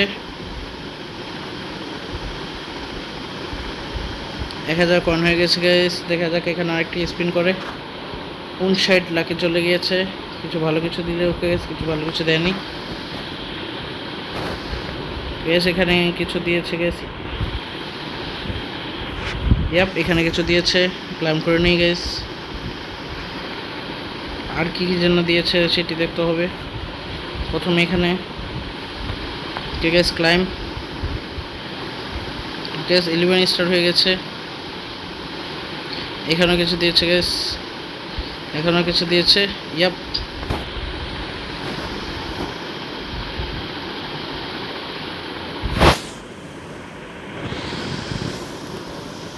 গাইস এগুলো যদি সব কমপ্লিট করতে পারি, এই ডিসেপ্টার করবো। ডিসেপ্টারটা দেখতে সুন্দরী। এটা ছিল এর হেড, এগুলো ফেস। গাইস বডি ডিসেপ্টার ভালোই, খারাপ না। প্যান্টে কোনো জুতা দেয়নি গাইস এই ডিসেপ্টের সাথে, মানানসই আমাদের কাছে জুতা এমনি তো রয়েছে গাইস। এখানে গ্লোয়ালের একটা চলে এসেছে, এখান থেকে ইচ্ছা করলে গ্লোয়াল জিততে পারা যাবে গোল কয়েন দিয়ে। খারাপ না গাইস, এটা কোথায় রয়েছে, ডেমন রয়্যাল নামে এসেছে গাইস। এখান থেকে গ্লোয়াল জিতে যাবে। ওকে গাইস, গোল কয়েন দিয়ে এখানেই মারবো এখন থেকে স্পিন। আজকের না এতটুকু, বাকিটা উপরের অংশে সে পর্যন্ত। Guys welcome to another brand new video. চলে এসেছে নতুন আরেকটা গেম প্লে নিয়ে। সো গাইস দেখা যাক এবার আমরা উইন করতে পারি কিনা, সেটাই দেখার বিষয় গাইস। Let's go. ওকে, সবার প্রথমে WSP নিয়ে নিয়েছি। দেখা যাক গাইস, আমরা কি পারবো অপোনেন্টকে ডিফিট করতে, নাকি তারা আমাদের ডিফিট করে দিবে। Let's go guys. And guys আমাদের জোন থেকে ছেড়ে দিয়েছে। Let's go. দেখা যাক গাইস, আমরা কি পারবো অপোনেন্টকে হারাতে। ফাইট করতে চলে যাচ্ছে গাইস। এগেন দেখা যাক আমাদের অপোনেন্ট কোথায় রয়েছে। গাইস আমরা ডান দিক দিয়ে ঘুরে চাই, ওদের ক্লোজ যাওয়ার ট্রাই করি গাইস। দেখা যাক কি হয়। গাইস আবার যাচ্ছি। Let's go guys. একটা অপোনেন্ট দেখে ফেলেছি, ড্যামেজ দিচ্ছি গাইস তাকে।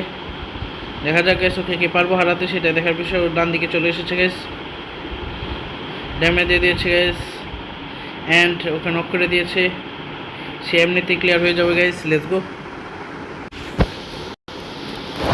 গাইস। দেখা যাক, প্রথম প্লেয়ারকে তো ক্লিয়ার করে দিয়েছি গাইস, ওকে ড্যামেজ দিয়ে দিয়েছে।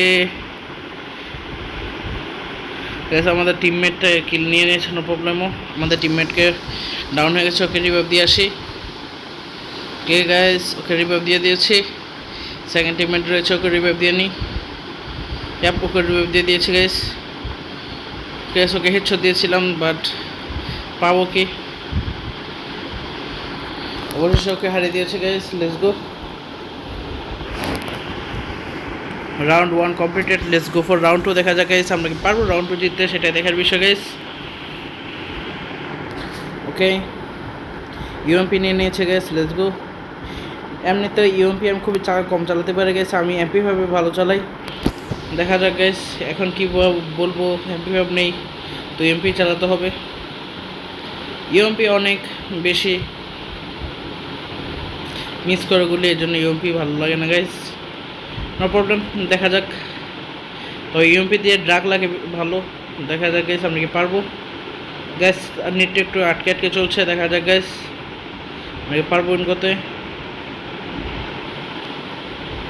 কে গাইস ওখান থেকে ফায়ার হচ্ছে, দেখা যাক গাইস ওখানে অপোনেন্ট আছে কিনা। ও গাইস আমরা দেখিনি এখানে একটা অপোনেন্ট রয়েছে গাইস, এখানে যে বসে রয়েছে এটা দেখিনি, আমি ভেবেছি সব প্লেয়ার এখানে রয়েছে। ওকে গাইস সে আমাদের ডাউন করে ক্লিয়ার করে দিয়েছে। দেখা যাক আমাদের টিমমেটরা কি করতে পারে। কে গাইস আমাদের একটা টিমমেটকে ডাউন করে দিয়েছে, একটা টিমমেট মেডিকেট করছে। থার্ড টিমমেট দেখা যাক ওকে পারবে হারাতে। কে গাইস ওকে ডাউন করে দিয়েছে দুজন মিলে, last one. Okay guys okay পিছন থেকে হারিয়ে দিয়েছে। লেটস গো গাইস, রাউন্ড 2 আমরা হেরে গিয়েছি। দেখা যাক গাইস খেলা হাজির থাকি। রাউন্ড 3 তে চলে এসেছে গাইস, আজকের এতটুকু বাকিটুকু পড়েন। তো hello WhatsApp guys, welcome to another brand new video. চলে এসেছি নতুন একটা ভিডিও নিয়ে। So guys without wasting any time let's start our today's video. দেখা যাক গাইস আমরা চলে এসেছি নতুন একটি গেম প্লে দিয়ে গাইস। রাউন্ড 3 দেখা যাক গাইস আমরা কি পারবো রাউন্ড 3 নিয়ে জিততে। আমরা আবার ইউএমপি নিয়ে নিয়েছি গাইস, লেটস সি আমরা কি পারবো রাউন্ড 3 জিততে, সেটাই দেখার বিষয় গাইস। কে গাইস সবার প্রথমে এখানে গিয়ে একটা কভারে দাঁড়িয়ে যাই, দেখা যাক আমাদের অপোনেন্টগুলো কোন দিক দিয়ে আসে। আছে গাইস মাত্র 8 করে ড্যামেজ দিচ্ছে, এভাবে ড্যামেজ দিলে কয় বছরের এনিমিতে ক্লিয়ার করবো গাইস। কে গাইস এখানে আমার টিমমেটরা বসে রয়েছে। সো এখান থেকে দেখে এখান দিয়ে একটা ডান দিকে দিয়ে একটা প্লেয়ার যাচ্ছে গাইস, ওকে ড্যামেজ দিয়েছি খুব অল্প অল্প 14-15 করে ড্যামেজ দিয়েছে গাইস। আবার 10 ড্যামেজ দিয়েছে, ভালো ড্যামেজ পাচ্ছে না গাইস। যেটি ইউএমপির সমস্যা, গুলি খুব মিস করে। ওকে গাইস এই প্লেয়ারকে কিছু ড্যামেজ দিয়ে দিয়েছে, সে গ্লোয়াল মেরে নিয়েছে। ওকে গাইস দেখা যাক ওর উপর ডাইরেক্ট রাশ করবো। Let's go guys. গাইস গুলি লাগছে না। ওকে গাইস কিছু হেড লেগে গেছে গাইস, তার মধ্যে এখান দিয়ে আরেকটা অপোনেন্ট চলে এসেছে। ও গাইস ফুল ড্যামেজ অ্যান্ড সে আমাদের হারিয়ে দিয়েছে। ওর কাছে double rate of fire UMP ছিল গাইস, কিছু করার নেই। ওকে গাইস রাউন্ড 2 জিতে গিয়েছে ওরাই। আমরা কি পারবো জিততে নাকি আমরা হেরে যাবো গাইস, সেটাই ভাবছি। রাউন্ড 3 গাইস দেখা যাক। আমরা এসি-80 নিয়ে নিয়েছে গাইস, সাথে ডাবল পিস্তল নিয়ে নিয়েছে। দেখা যাক গাইস আমরা কি পারবো জিততে। এসি-80 হাই ড্যামেজ দেয় অ্যান্ড ডাবল পিস্তল তোমরা তো জানোই গাইস কীরকম ড্যামেজ দেয়, সেটা আর বলার কিছু নয়। লেটস সি কে গাইস দেখা যাক এসি-80 দিয়ে আমরা কতটুকু ড্যামেজ দিতে পারি গাইস। দেখা যাক এই প্লেয়ারটা কি এটার ভেতর দিয়ে আসছে নাকি, সে কি হ্যাকার নাকি বুঝতে পারছেন নাকি ওর নেট সমস্যা। ওকে গাইস তাকে ড্যামেজ দিয়ে দিয়েছি কিছু। ও গাইস ওর টিমমেটের পাশে চলে এসেছে, ওরা দুজন বাসে আমি একজন। আমি কি পারবো তো দুজনকে হারাতে গাইস। ওকে গাইস ওর টিমমেটকে ড্যামেজ দিয়ে দিয়েছি কিছু। ঠিক আছে একটা ড্যামেজ দিয়ে দিয়েছে। ও গাইস ওকে হেডশট দিয়েছিলাম বাট সে আমাদের হারিয়ে দিয়েছে ডাবল রেট অফ ফায়ারের গান দিয়ে। আমাদের দুটো প্লেয়ার, একটা প্লেয়ারকে কি পারবে হারাতে গাইস। দেখা যাক গাইস। জান আর ভাই ওর ড্যামেজ আছে, ওকে কি রাশ কর না, ওরা এখানে এই নকগুলোকে ক্লিয়ার করছে। এই যে বলদের মতো ড্যামেজ খায়। এমপি উঠে আবার ডিলিট পারিস কেন রে ভাই, বুঝছি না guys. Double rate of fire ওর কাছে, লং এ গিয়ে মারবে। শেষ গাইস ওকে হারিয়ে দিয়েছে, আর কি বলবো। আমরা তৃতীয় রাউন্ডটাও হেরে গেছি। ওকে গাইস লাস্ট রাউন্ড দেখা যাক গাইস এই রাউন্ডটা কি পারবো আমরা জিততে। আজকে এতটুকু, বাকিটুকু বড় অংশ সে বন্ধু। Bye guys.